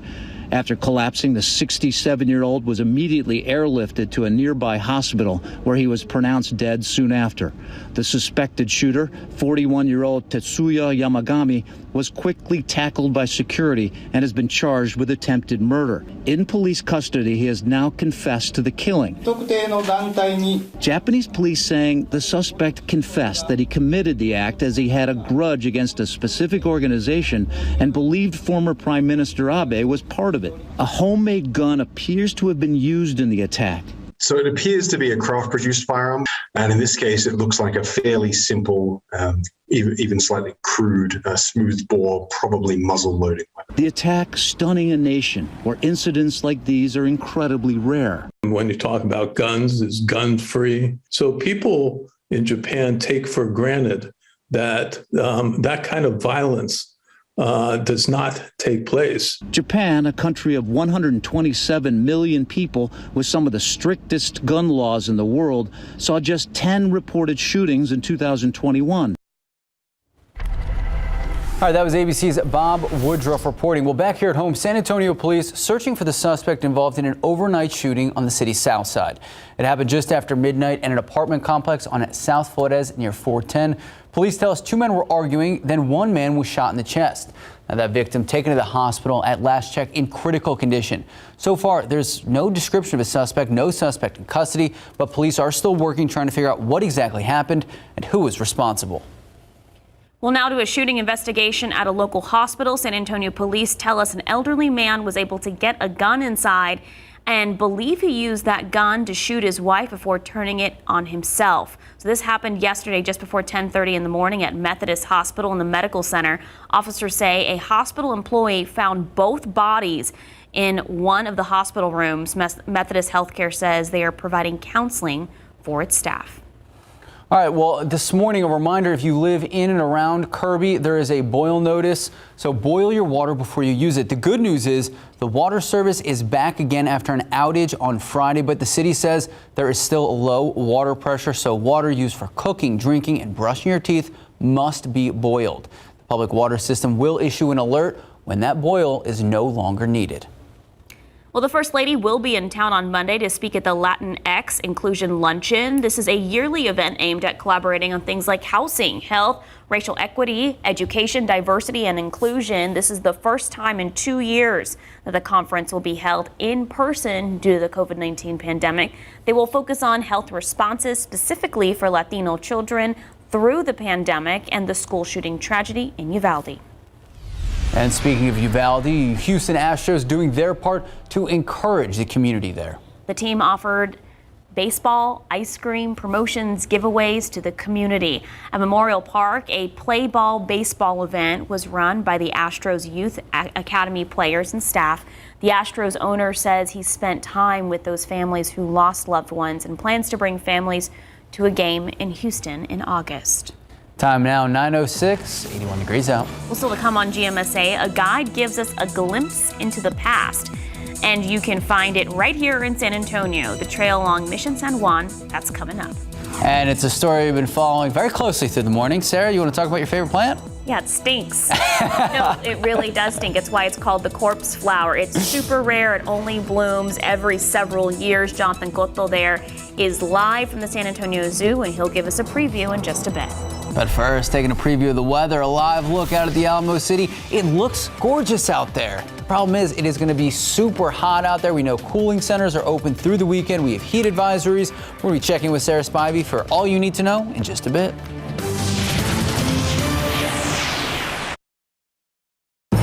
Good morning and welcome back. So, I'm going to use the super cliche intro. Something stinks at the zoo.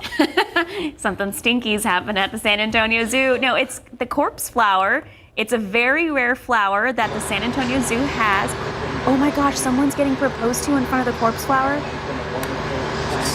Okay, come on. Max, Sarah.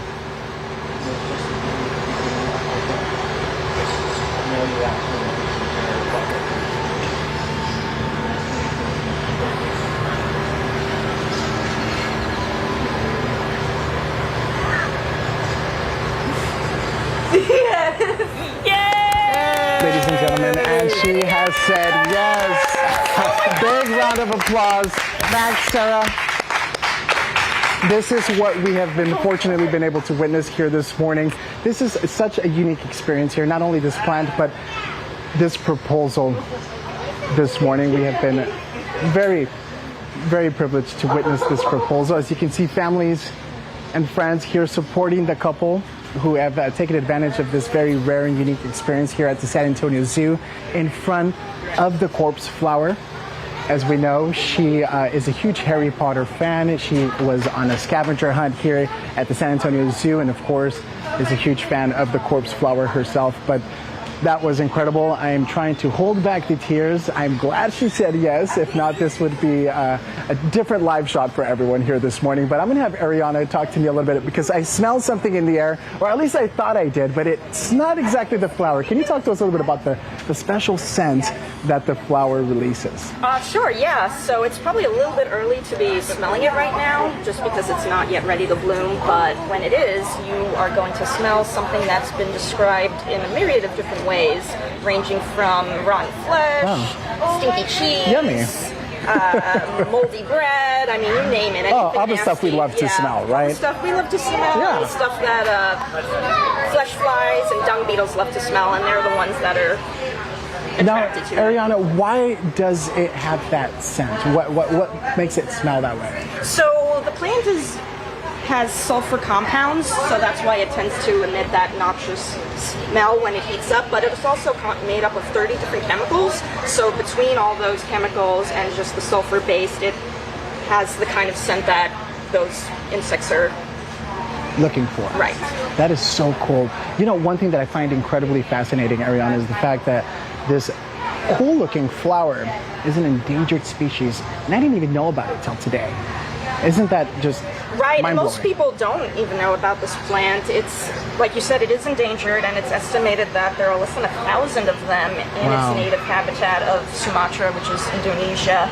And so that's why we are really excited to be doing conservation work with this plant, just so we can ensure that it doesn't disappear. No, it's incredible. You know, we were talking about how hungry I was earlier. This just reminds me of one giant lettuce wrap, but you know where my mind's at right now. I've been thinking about food all morning long, you guys. But this is an incredible opportunity to come out here to the San Antonio Zoo, take a look at the corpse flower, and if you're lucky enough, you get to see it bloom. We are on Bloom Watch, and if you're even more lucky, you get to smell it. So don't miss out on this rare, unique, exclusive opportunity here at the San Antonio Zoo. Back to you. Can we just talk about the proposal that just happened? That was just a big congratulations. I know. Ask away. Did you know that was going to happen, Jonathan? I didn't. So we were planning it and hoping that it would make our timing, make our slot, and fortunately it did. It was just Wait, so did the an man easy, tell you seamless that he was effort. going to propose? She had no clue, or did she know? She had no clue. No clue this was happening. Well done. No clue. Wow. Yeah, it was incredible. Incredible. Love that. All right, Jonathan Cotto, thank you so much. Matchmaker, Jonathan Cotto. I know. I mean, so I think, was it till death do us part? Was that the that was what You took my pun. That was what Sarah said. Oh, well, no, I didn't. Maybe I was just trying to figure out what. I was going to say, what a great way to really submit till death do us part in front of the corpse flower. Well, thank God it wasn't stinky yet. That's true. That would not have been a good memory. Hey guys, something to really be aware of today is how hot it's going to be outside. In fact, there's a heat advisory both today and tomorrow from noon to 8 p.m. during the peak heat of the day. This is how hot it's going to be around the KSAT 12 viewing area. Forecasting a high of 103 here in San Antonio, but it'll be 105 out in Del Rio, 105 in Pleasanton, 105 Cotulla, 102 Canyon Lake, 101 in Kerrville, and a closer neighborhood view here. It'll be up to 104 in Sabinal and in Uvalde, 104 in Castroville, 102 in Converse, 104 Seguin, 104 in Nixon, and even in the hill country, the higher elevation is still going to reach 100 in Bernie, Bulverde, and Comfort and Kerrville as well. And here's the thing, we're not going to see much humidity go away. It's very humid outside right now. By the afternoon, the humidity will come down some, but dew points are still going to be in the 60s. So because of that, there is going to be a heat index value too. It should feel up to 104, 105 around the San Antonio area. It'll feel up to 106 in Uvalde, 108 in New Braunfels. So that heat index is going to be a big factor. Your body is not going to be able to cool down as quickly because the sweat won't evaporate as quickly. That's a science fact of the day. When it's humid outside, evaporation rates are very low. All right, let's take a look at the high-res futurecast for the day, because I do have to mention that there is a very small 10% chance for a stray shower or storm this afternoon around the KSAT 12 viewing area, mainly across the hill country. That's mainly where that chance is going to be. And again, it's only a 10% chance. So the odds are you're just going to have a hot day today with lots of days daytime heating. That rain chance will go away, but then tomorrow, Sunday, a slightly better chance for rain. And I only mean a 20% chance. So even if it does rain around San Antonio, tomorrow it'll be very isolated, only 20%. And it will not help us out in any way when it deals with the drought. This is just going to be, it would be a quick cool down for those who are lucky enough to see any rain tomorrow. Once again, the big story is going to be the heat. Tomorrow it'll be even hotter. It'll be 105 tomorrow for the high temperature with the heat index value up to 108. So our rain chances go up slightly and our temperatures go up slightly tomorrow, with the temperatures being the big weather story. Outside right now, hard to find a cloud in the sky, 82 degrees. Winds are from the south-southwest right now at about 5 miles per hour, but it already feels like it's 86 because of that high humidity. Outside right now, 82 in Uvalde, 84 in Pleasanton, 86 in Del Rio, 80 in Kerrville. And here's your KSAT 12-hour forecast. Already by noon, we'll be in the 90s. In the afternoon, we'll be in the triple digits. Right around 3, that's when we introduce a 10% chance for a stray shower, but that's it. Otherwise, 103 for the high temperature, and even after sunset, it's still going to be 96 degrees at 9 p.m. Big time heat this weekend, and unfortunately, it looks like drought is going to get worse before it gets better. We do dip below 100 degrees on Wednesday and Thursday. We'll take it, but still, 99 is still warmer than average. So we are on track for the hottest July on record. Max and Sarah. All right. Okay, I was looking up the meaning of corpse flower because I know it means, but it symbolizes birth and death. Okay. And it's also very rare. Mm-hmm. So, like a rare beauty. Okay. So that could be part of their proposal story. It's a rare thing. I'm glad you just took the whole weather segment to look this up. I was listening to Sarah, I promise. Mm-hmm. It's heat advisory, 103 degrees. Thank you, Sarah Spivey. Time now, 9:19, 82 degrees out. Okay, after the break, History Untold. We're talking about a unique place near the Missions you may not know about. Welcome back. This morning, a trail that leads to the past. It is near Mission San Juan on the city's south side. We take a look at the native plants that help sustain the first people to live off the land. Patty Santos brings us this History Untold. Very fuzzy yellow flower, right? Park Ranger Chantel Redun Hansen has a deep appreciation. We have so many things in our natural environment that do grow really well. For South Texas history. And I think they need to be appreciated more and explored. On a field trip at Mission San Juan Trail, Hansen points out just how the local landscape sustained the natives. Some of it is still part of the Tex-Mex diet, nopales. You just saute it with onions, tomatoes, and garlic. You put it in a taco with, plain, or a lot of people scramble it with eggs. The flower turns into a fruit known as tuna, a treat she says natives often travel to harvest. And so when the tunas are becoming ripe, they're following them to pick them as the seasons change. Along the trail, you can get a glimpse into the menu of the past. Pecans and hackberry trees, even peaches. Here you have the Texas honey mesquite tree. When they dry and they fall to the floor, you can almost shake them like maracas. The mesquite bean is processed to make flour, high in protein and fiber. The flour is gluten-free because it's not like a wheat, and so it doesn't actually bake the same as we're used to. Wild berries and Mustang grapes are all over the trail. Here we have one of my favorite bushes. It's full of thorns, like even the leaves. It's called agarita. The bright red berry is a favorite with birds, full of seeds and a little tart. Would you want to try one with me? The closest thing I'd say it's like to a cranberry. Yeah. Nearby are wild onions. That's what it looks like on top. Mock strawberries and Texas persimmons. This one's too early. They get bigger. To our over-sugared taste buds, nature's edibles may not seem appealing or very sweet, but it is a part of our history. We're probably not going to make dinners out of the things I showed you today. For me, it's an appreciation of the nature and the beauty of somewhere like San Antonio. That was Patty Santos reporting. That was so cool. That was an interesting story. Yeah, I like how she was like, don't, just throw stuff in your mouth without knowing what it is. No, definitely don't do that. No, but that is so fascinating. The mesquite, all the berries. All right. Time now, just about 9:25, 82 degrees out. All right, after the break, near-death experience caught on camera, how 2 men were able to escape the circle of death. All right, check this must-see video out. 2 boaters rescued from the so-called Circle of Death in Massachusetts. It happened earlier this week when a fishing boat captain spotted the men's boat going around in what's known as the Circle of Death. He saw a man waving a white T-shirt while in the water. The men weren't wearing life jackets and were somehow ejected from their boat while it was still running. The boat finally stopped about 90 minutes after. And obviously, you can see the whole video right now. Just head to KSAT.com. It is crazy, though. Glad they're okay. Yeah, terrifying. All right, time now, 9:28, 82 degrees out. All right, coming up in our next half hour, heat isn't the only thing in the air, how a smelly attraction is bringing in crowds and marriage proposals at the San Antonio Zoo.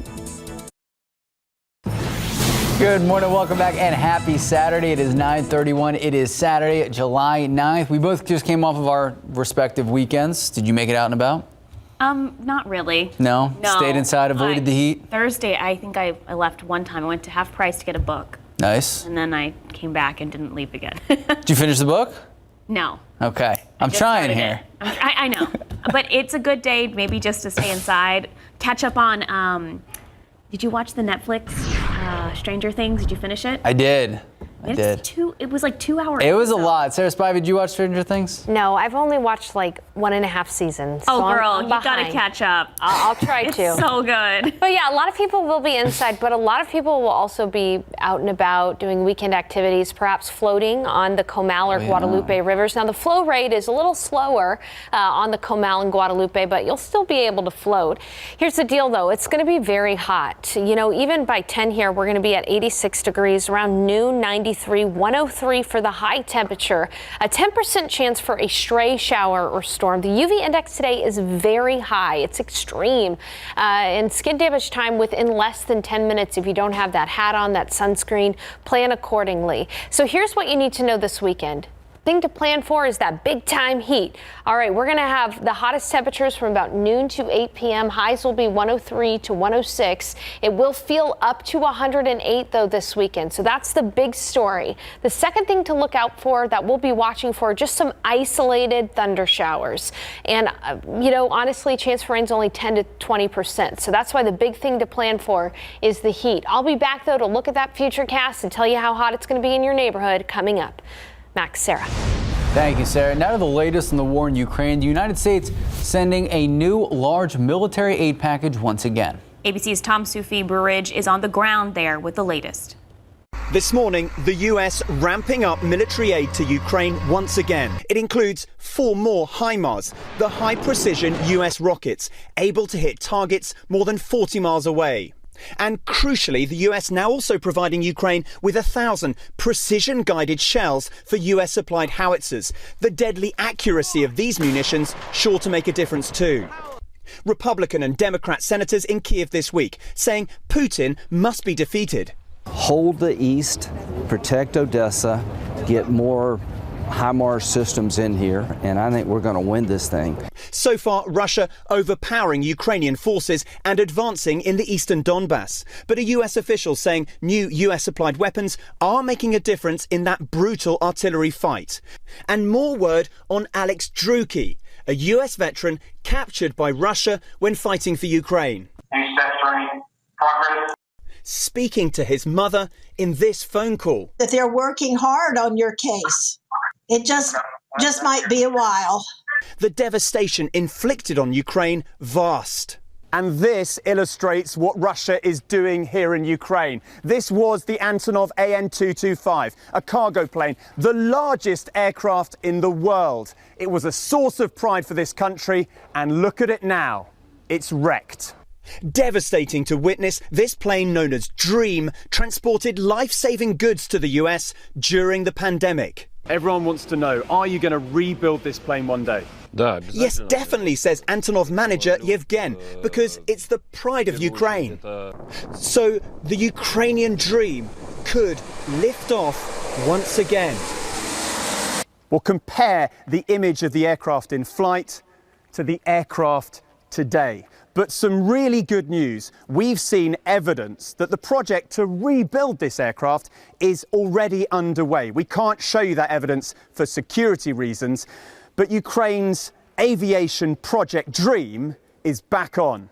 Tom Sufi Burridge, ABC News at Hostomel Airport near Kiev. Well, back here at home, investigations underway through the morning after 2 separate house fires. So this is the first one. This was on Rosewood Avenue and Blanco Road near Hildebrand.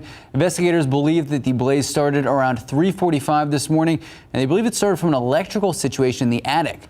Now that fire spread quickly. 7 people lived at the home at the time of the fire. They were able to evacuate safely. There were a lot of animals there as well. Unfortunately, we're told 1 cat did not survive. And this was the situation after a small fire on the city's northeast side. This one on Brettonwood near Warsbach and Loop 410. The fire was quickly put out in a bedroom. That's where it started. There were no injuries and everyone made it out of the house safely. And a motorcyclist in the hospital this morning recovering after an overnight crash.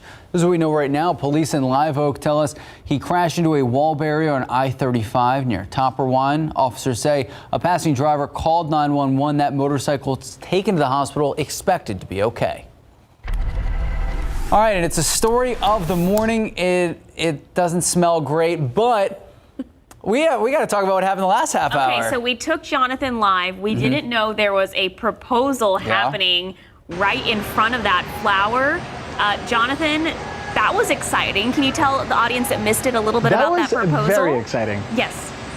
Very exciting. So we have been in cahoots with the communications team here at the San Antonio Zoo, and I'm so glad that we were able to make this happen. We captured the proposal right as it happened in front of the corpse flower, which, as you saw, and if you missed it, you can replay it. It was a great and beautiful sight. And I am standing here next to this newly engaged pair of lovebirds, the man with the plan. How did you manage to keep this secret for so long? It was the Lord. That's pretty much it. Because there was no way I could hide this from her. Now, I have to ask you, ma'am, how are you feeling this morning after this beautiful surprise? Blessed and very fortunate and lucky to find my true love. Did you have any idea? Oh my goodness, no. My whole family kept it a secret. It apparently has been going on for months. I had no clue. Now, a very unique proposal in front of such a rare and unique occasion here in front of the corpse flower. Yes, it definitely was. I thought I was here to see the most beautiful snake and bird because I'm obsessed with Harry Potter, and of course the bird and the snake is a Harry Potter thing. They had me on a wild goose chase with a treasure hunt and led me here, and I thought it was for that, and then he surprised me even more. Yeah, well, thank you so much for letting us form part of that beautiful proposal. We're wishing you the absolute best. Thank you so much. Congratulations. Thank you. There you have it. Now, folks, again, back to the corpse flower here. This is an endangered plant. Ariana, we've been hanging out all morning. What do people need to know if they're interested in forming part of this Bloom Watch? So the best thing they can do is keep an eye out on social media. We are daily updating the growth rates, and we'll have a better estimate of when it's going to actually bloom as each day passes. Cool. And from today, we're hoping that it'll bloom within the next 10 days. What are the times that folks need to know if they want to head out over here? Well, when it first starts to bloom, it will be overnight, potentially around midnight, but the blooming itself can last anywhere between 24 to 36 hours. So as soon as we put it out there that it's blooming, people can come on down as soon as the zoo opens and get to see and smell it. And remind us, what can we expect to smell? Just describe us those beautiful scents. Very nasty, moldy food, some sweaty socks that you forgot you left inside a humidifier. So make sure you had lunch before you come, right? Right. Make sure you had lunch and make sure you have an iron stomach. Ariana, thank you so much for hanging out with me this morning. It's been really, really fun. I really appreciate you so much, folks. There you have it here at the San Antonio Zoo. The corpse flower. We're waiting for it to bloom, and once it does, it's going to release a beautiful, beautiful odor that I recommend everyone experience. Back to you in the studio. That was one way to describe it. Beautiful odor. Thank you, Jonathan.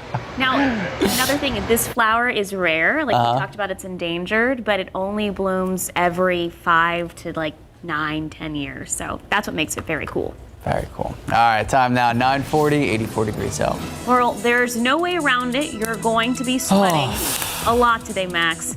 So after the break, Sarah Spivey is here to tell us more about those triple digits. And speaking of triple digits, let's head outside. It's so deceiving because it looks so calm and quiet and beautiful. It's 84 degrees now. How hot will it get? We're going to check in with Sarah Spivey in just a bit. Good morning, welcome back, and happy weekend. We've been talking about it throughout the morning, really for the last 3 months.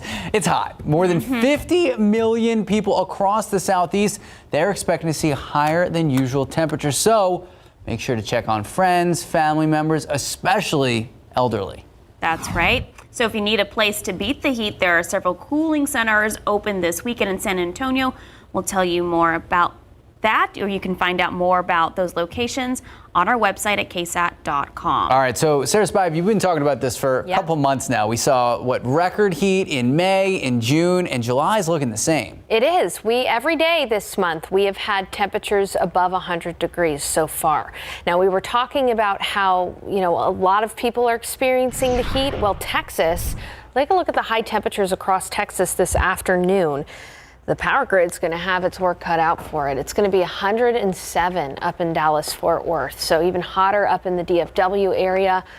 All of us could do our part by turning up that thermostat by a couple of degrees. Excessive heat warnings across North Texas and all the way out to Mississippi. Here in San Antonio, we have a heat advisory both today and tomorrow from noon to 8 p.m. Air temperature is going to be anywhere from 102 to 106 with heat index values up to about 108. In addition to the heat is the big weather story, but there is a very small 10% chance for a stray shower or storm, mainly across the hill country this afternoon from about 3 p.m. until sunset. After 8 p.m., absolutely no chance for rain today. Take a look at the highs across San Antonio and the metro area. It'll be 103 at the airport, 104 in Seguin, 104 in Hondo, 103 Bandera, even 100 up in Bernie, 104 Uvalde, and 104 the Nixon Smiley area. Hot all around town. By noon, we'll already be at 93. Your KSAT 12-hour forecast shows that we'll be at 100 already by 3 p.m. Only a 10% chance for rain today. Just a reminder, 103 this afternoon for the high temperature. And even after the sun sets, even at 9 p.m., we're still going to be at 96 degrees. Winds today will be variable at about 5 to 10 miles per hour, and we got to deal with that humidity too. Dew points are oppressively high in the 70s, and they'll only come down by a few degrees today. So this is a look at the potential heat index value. It'll be 101. It'll feel that way in Rock Springs. It'll feel like 105 though around San Antonio. So feeling like a few degrees hotter than what the thermometer reads throughout the day today. And as we have been talking about, we are used to the heat, but here's some reminders for you. Check the back seat. Make sure you do not leave children or kids in a vehicle, even if the car is running and the windows are down. Not safe. Make sure to hydrate with water. Wink, wink. And remember your furry friends. Remember those pets. Those pets need to be brought inside, and try to walk the dog right now before it gets too hot. Now, on the satellite and radar, you can see that yesterday there was a good amount of rain across North Texas. This is along a very weak cool front. It's going to cool Dallas down from 107 to 100 tomorrow. So it's very, very weak. But energy from these showers could end up making it to San Antonio by tomorrow afternoon, Sunday afternoon. There's a slightly better chance for rain. And by slightly, I mean only a 20% chance for isolated thunder showers tomorrow between about 3 and 8 p.m. So Ben, the big story is going to be the heat. It'll be 105 tomorrow too. So keep that in mind. Even though we have those measly rain chances from 3 to 5 p.m. both today and tomorrow, the heat is the biggest thing I want you to take away from this forecast. Of course, if we do have anything popping up on radar, we'll be sure to let you know on air, online, and on the KSAT Weather Authority app. We barely cool down to 99 on Wednesday and Thursday, guys. No significant rain in our future. I'm hoping we can get the pollen count in here by the end of the show to show you, and if not, it'll be on ksat.com. All right, Sarah Spivey, thank you so much. 9:48, 84 degrees out. So we have a story coming up that I've been so excited about throughout the week. We kind of talked about it last week. Yeah, it's probably the best marketing name ever. It's a rhino and a winery, so you get a rhinery. Oh. And I'm going to take you to Fredericksburg and introduce you to Blake, the 4,000 pound elephant. I'm sorry, rhino. We're weight hanging shaming. out. Are we fat shaming rhinos this morning? He's not. He doesn't weigh enough. Oh. And I'll explain how much he needs to weigh. Blake. Yeah, All right. But first, we're going to preview of Texas Eats.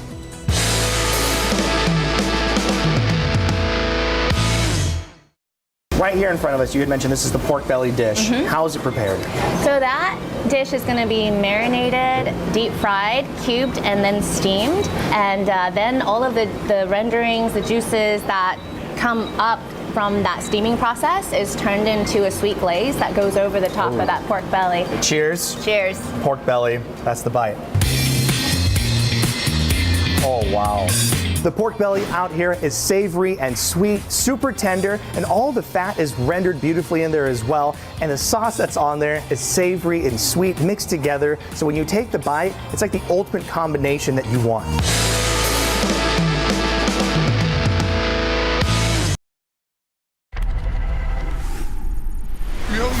He reclaimed his title as the one and only Thor. Oh, spoke too soon. Jane? Chris Hemsworth is back, but someone else wields the power and name of the mighty Thor. What's it been like, 3-4 years? 8 years, 7 months and 6 days, give or take.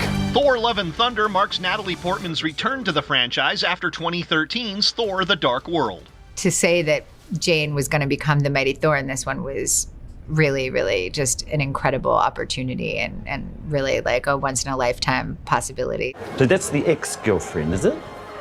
The old ex-girlfriend. Jodie Foster. Jane Foster. The one that got away. The one that got away. Yeah, it was really an amazing opportunity to have this kind of dual side that she's human and a superhero, and then how each affects the other, and to imagine what that feeling is to like have the powers and then not have them is also just emotionally interesting. Let's bring the rainbow. Bring the rainbow, is that a catchphrase or something? You have to like carry yourself differently. You have to have a different bearing. So I did train a lot, but there's also a lot of movie magic, of course, involved in the transformation. It's just my first bad guy. Never forget your first. In Hollywood, I'm Rick Damigella. All right, first off, big Marvel guy over here. Yes, me too. So here's a look at how the movie is doing on Rotten Tomatoes. So far, a 67% from critics. I don't trust critics. Nope. 83% from moviegoers. I trust moviegoers. Yes. Our executive producer, Joy, said she is set to see it tonight. So we're going to give you her breakdown tomorrow morning on GMSA. Very excited about that. All right. I'm excited about this. Loved doing this story this week. So you get a winery and a rhino. And you get a rhinery. All right, so it is the name of a recently opened vineyard in Fredericksburg, and you got wine, and you have a rhino preservation. It's a very cool concept. So I got to speak with the owner about their mission to help protect the southern white rhino. Rhinery. A winery that's also the home to Blake, a 4-year-old southern white rhinoceros. The concept came after the owner, Craig Stevens, witnessed a devastating loss. So about 6 years ago, my wife and I went on safari to South Africa, and 2 rhinos were poached while we were there. Stevens says they knew they wanted to help. Seeing the military-style surveillance and guards that are around, we realized that poaching is not going to stop, and what can we do in the United States to help rhino conservation? It's what sparked Rhinery. Stevens says he and his wife always wanted to open a winery, and having over 50 acres of land for the vineyard became a perfect place for a rhino preserve, where guests can sip wine and enjoy Blake from the tasting room or nearby picnic tables. Here we educate people about rhinos. We give them a unique experience, not only being close to Blake, but we also do rhino experiences where they get to meet Blake, and combining that with a great wine experience. Blake is part of the American Species Survival Plan. The SSP works to ensure the survival of threatened or endangered species in zoos, aquariums, or specialized preserves like Winery. In the wild, these guys are not surviving past their 20s. Christine Bobko has worked with rhinos for over 30 years at the San Antonio Zoo and Denver Zoo. She says it's a dream job to run her own rhino preservation program. A portion of all of our proceeds, which include our guest encounters and all of our merchandise, all of that goes back to the International Rhino Foundation. And And why that's so important is IRF actually supports all 5 species of rhino. Blake is 4,000 pounds. He eats 100 pounds a day, but still needs to gain 2,000 more pounds before he can have a female partner. He's got a few years until he gets a girlfriend, but we can potentially bring some other rhino in and get a breeding program going. Until then, Steven says they hope to bring in another male companion and build their rhino population. He's just such a great rhino with a great personality that he loves to interact with people, and he's kind of a ham. So he's living a really good life. Hey, it's David Elder, and today on Texas Eats, we're traveling around the Lone Star State looking for great restaurants you won't want to miss. Get ready for some home-style comfort food favorites from an iconic veteran-owned East Side soul food restaurant. We have all the hits. When you come down here, these are the ones you have to get, right? Yes, these are it. Plus, we take you to a popular deli serving up some serious sandwiches. Cheers to you, Brad. All right, the David, full thank you. serious sandwich out here at Zito's. That's the bite. Here we go. And we're cruising to Georgetown for a taste of Latin fusion. This is also a crazy dish that you have on the menu, nachos, but this isn't your regular nachos. All that and more right now on Texas Eats.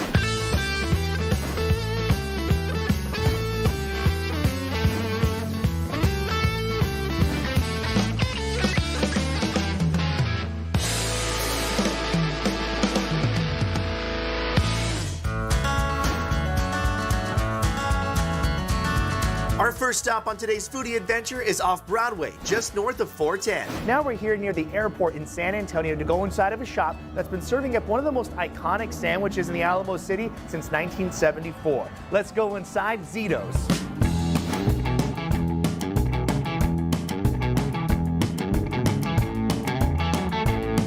Joining me now is Brad Zito. He's the owner out here at the restaurant. Thank you so much for having us. Absolutely. Thank you for being here. This restaurant has been in San Antonio for decades. It is an iconic spot to visit here when you're in the Alamo City.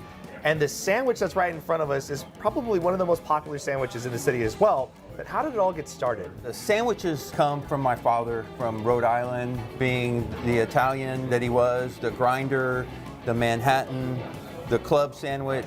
And then my mother came up with the signature serious sandwich. It's like the cousin to the muffaletta. You said this sandwich, it put your kids through college, Yes. through graduate school, got you 2 weddings, Couple so this is the weddings, one. yes, that's it. Comes with pickles on the side, and I love it comes with 2 pickles, because why not? You're getting this huge sandwich, might as well get 2 pickles with it. Cheers to you, Brad. All right, the David, full thank you. serious sandwich out here at Zito's, that's the bite. Here we go. If you're looking for a big sandwich, you've got to get the full serious sandwich out here at Zito's. This thing is loaded, very similar to the muffaletta sandwich, where it has the olives and the cheese and the different cold cuts inside of it. But this one actually comes on a pizza crust as well. Super crispy on the outside, it's cheesy, it's gooey, and it is a lot of food. Let's love. Woo! Nice bite to it. The acidity is really great. Toast on the outside, the cheese.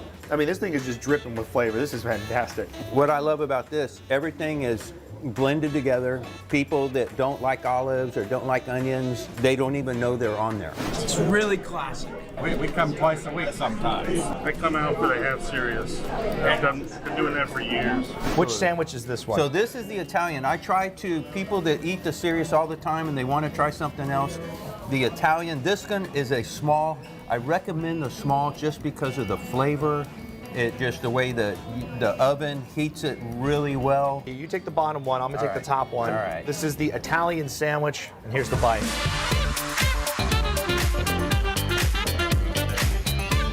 That's the bite. That is incredible. I love the flavors on this one. So this has your capicola, bruschetta, hard salami, provolone cheese, lettuce, tomatoes, basil, oregano, and Italian dressing. This is everything you want. When you think of an Italian bite, that classic flavor, this is it. Absolutely. It has that kind of vinegar bite that you expect from an Italian sandwich, plus the cold cuts in there. Everything is sliced right here in-house, and the bread is made in-house as well. Plus, it comes with a pickle and their iconic beans. The beans on the plate is also a little special story, right? Yes, absolutely. So my mother wanted a starch to go along with the sandwiches. She remembers the Depression. When we get to the ends of the hams and salami, she wanted to use them. So she decided to chop them up and cook them with the beans. Comes with every sandwich. Yes, that is correct. Except the serious, it just doesn't fit on the plate. I was going to say, you don't need it with them. and we sell cups of beans, bowls of beans, gallons of beans. Now we're moving on to the sandwich here in the middle. So this is going to be your Manhattan. Okay. This was one of my father's favorites. It's that coleslaw dressing that's kind of a New York thing. They dress their sandwiches, their burgers with that coleslaw dressing. Normally our corned beef, our Reubens, our Manhattans are on the dark bread, but this one today is white bread. That's a Manhattan, and this thing is juicy. So before you do the Manhattan, we have this hot sauce. Right, it's on every table. This is the hot sauce. The Manhattan is what brought the hot sauce to Zito's. You got to put a little on your... Here, I'm gonna load it up here now, just a little bit on the bite. To Frank's Original Red Hot. So a classic. It's a secret that Zito's, we keep it in... We're sharing secrets today. Yeah. I like this. All right, we're gonna take a bite of this Manhattan with the Frank's sauce on there. Here we go. Super creamy. I love the flavors that are in there.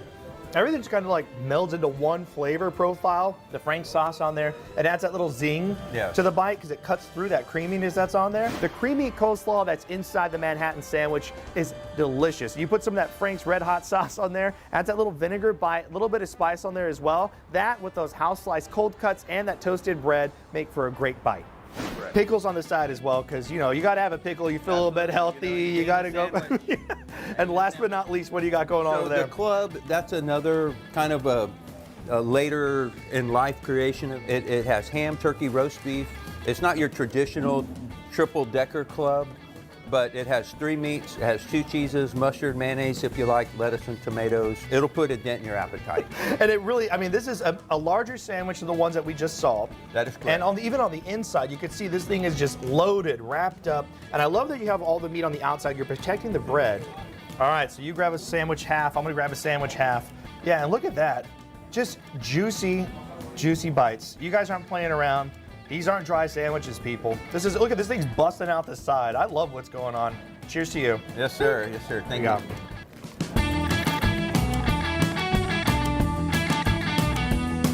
These are incredible sandwiches. Oh and my they God. They are. The club sandwich out here is absolutely loaded with all different kinds of cold cuts in there, and every layer is different, the way they're stacking it. And then they put the cheese in there, they're melting that individually as well. So when you get it, it's just this gooey, cheesy club bite with all the lettuce and the tomatoes in there as well to add that brightness to it, plus the house-made bread that's toasted to perfection. I love the flavors of all the sandwiches, you guys. If you've never been here before, this is definitely a spot you have to visit in the Alamo City.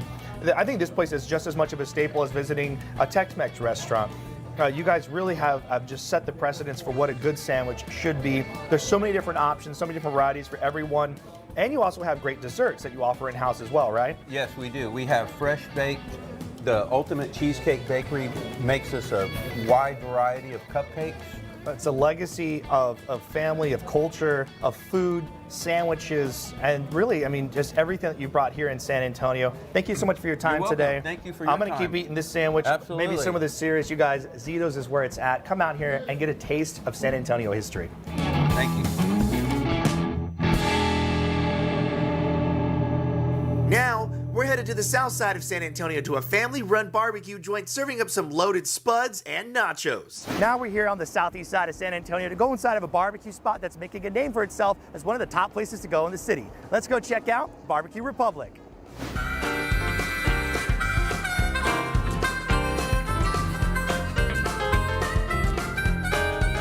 Joining me now is the owner out here, Oscar Torres. Thank you so much for having us. Thank you for coming out. And right in front of us, we have a lot of different items. And I mean, from the sweet to the savory. Why barbecue? How did you get started?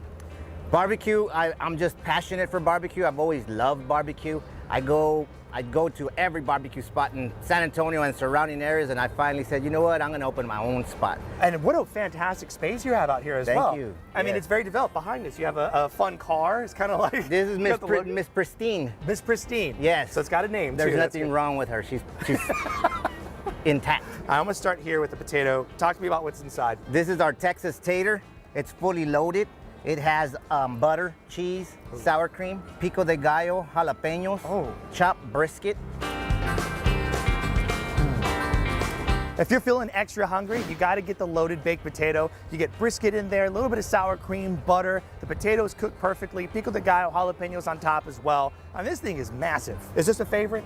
It is. It is a big favorite here. We do tend to run out. Try to meet the demand. Yeah, those spuds are hot out here, Yeah, y'all. they are. You got to come get them while you can.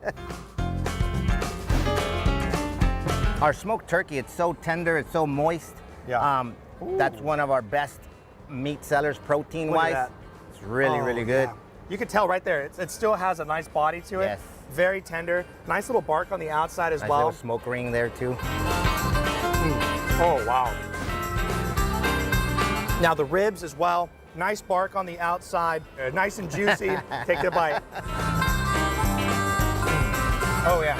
Good little flavor on the outside. It is. Slightly sweet. Yes. I love that bite. That's really nice.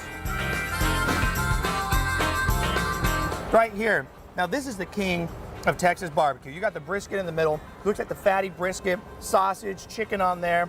That's our #1 seller, our brisket. 16 hours of cooking. Wow. Super moist, super flavorful. Look at that. I mean, the brisket test. You hold it up to its own weight, you pull on it, falls apart. Nice bark on there. Fat's nice and rendered as well. Marbled cut. Here's the bite. Oh, baby, give me some look. When you come out here, you know you got to try the Texas barbecue. The turkey's nice and tender, the bark on the outside, it gives a good seasoning to the meat, but the brisket is where it's at. The marbled cut has all that fat that's rendered perfectly in there. The bark on the outside is a good little crunch, slight smokiness to it, but overall, I mean, this is where it's at if you want to try true, authentic Texas barbecue. That is so good. Thank you. Thank you so much. Look at that crispy skin on the outside. You can see how juicy it is on the inside, nice and tender. I'm gonna go for the bite. Oh, okay. Nice. That's real nice. One thing I would have to say about everything, it just has so much flavor to it. You guys are stacking flavors. All your proteins are just so rich. I love that. You can order just a little bit of everything and really enjoy yourself.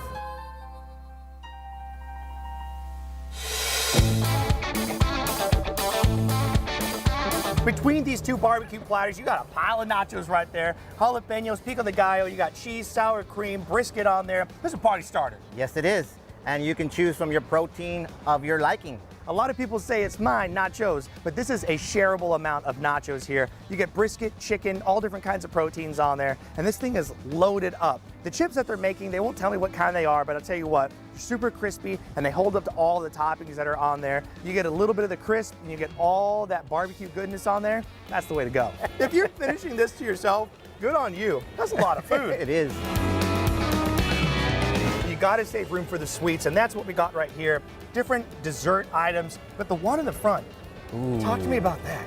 That is one of our newest desserts. Yeah. That is our banana pudding cheesecake, all homemade. I mean, does it get more just crazy over the top than that? I don't know. Here's a bite. There it is.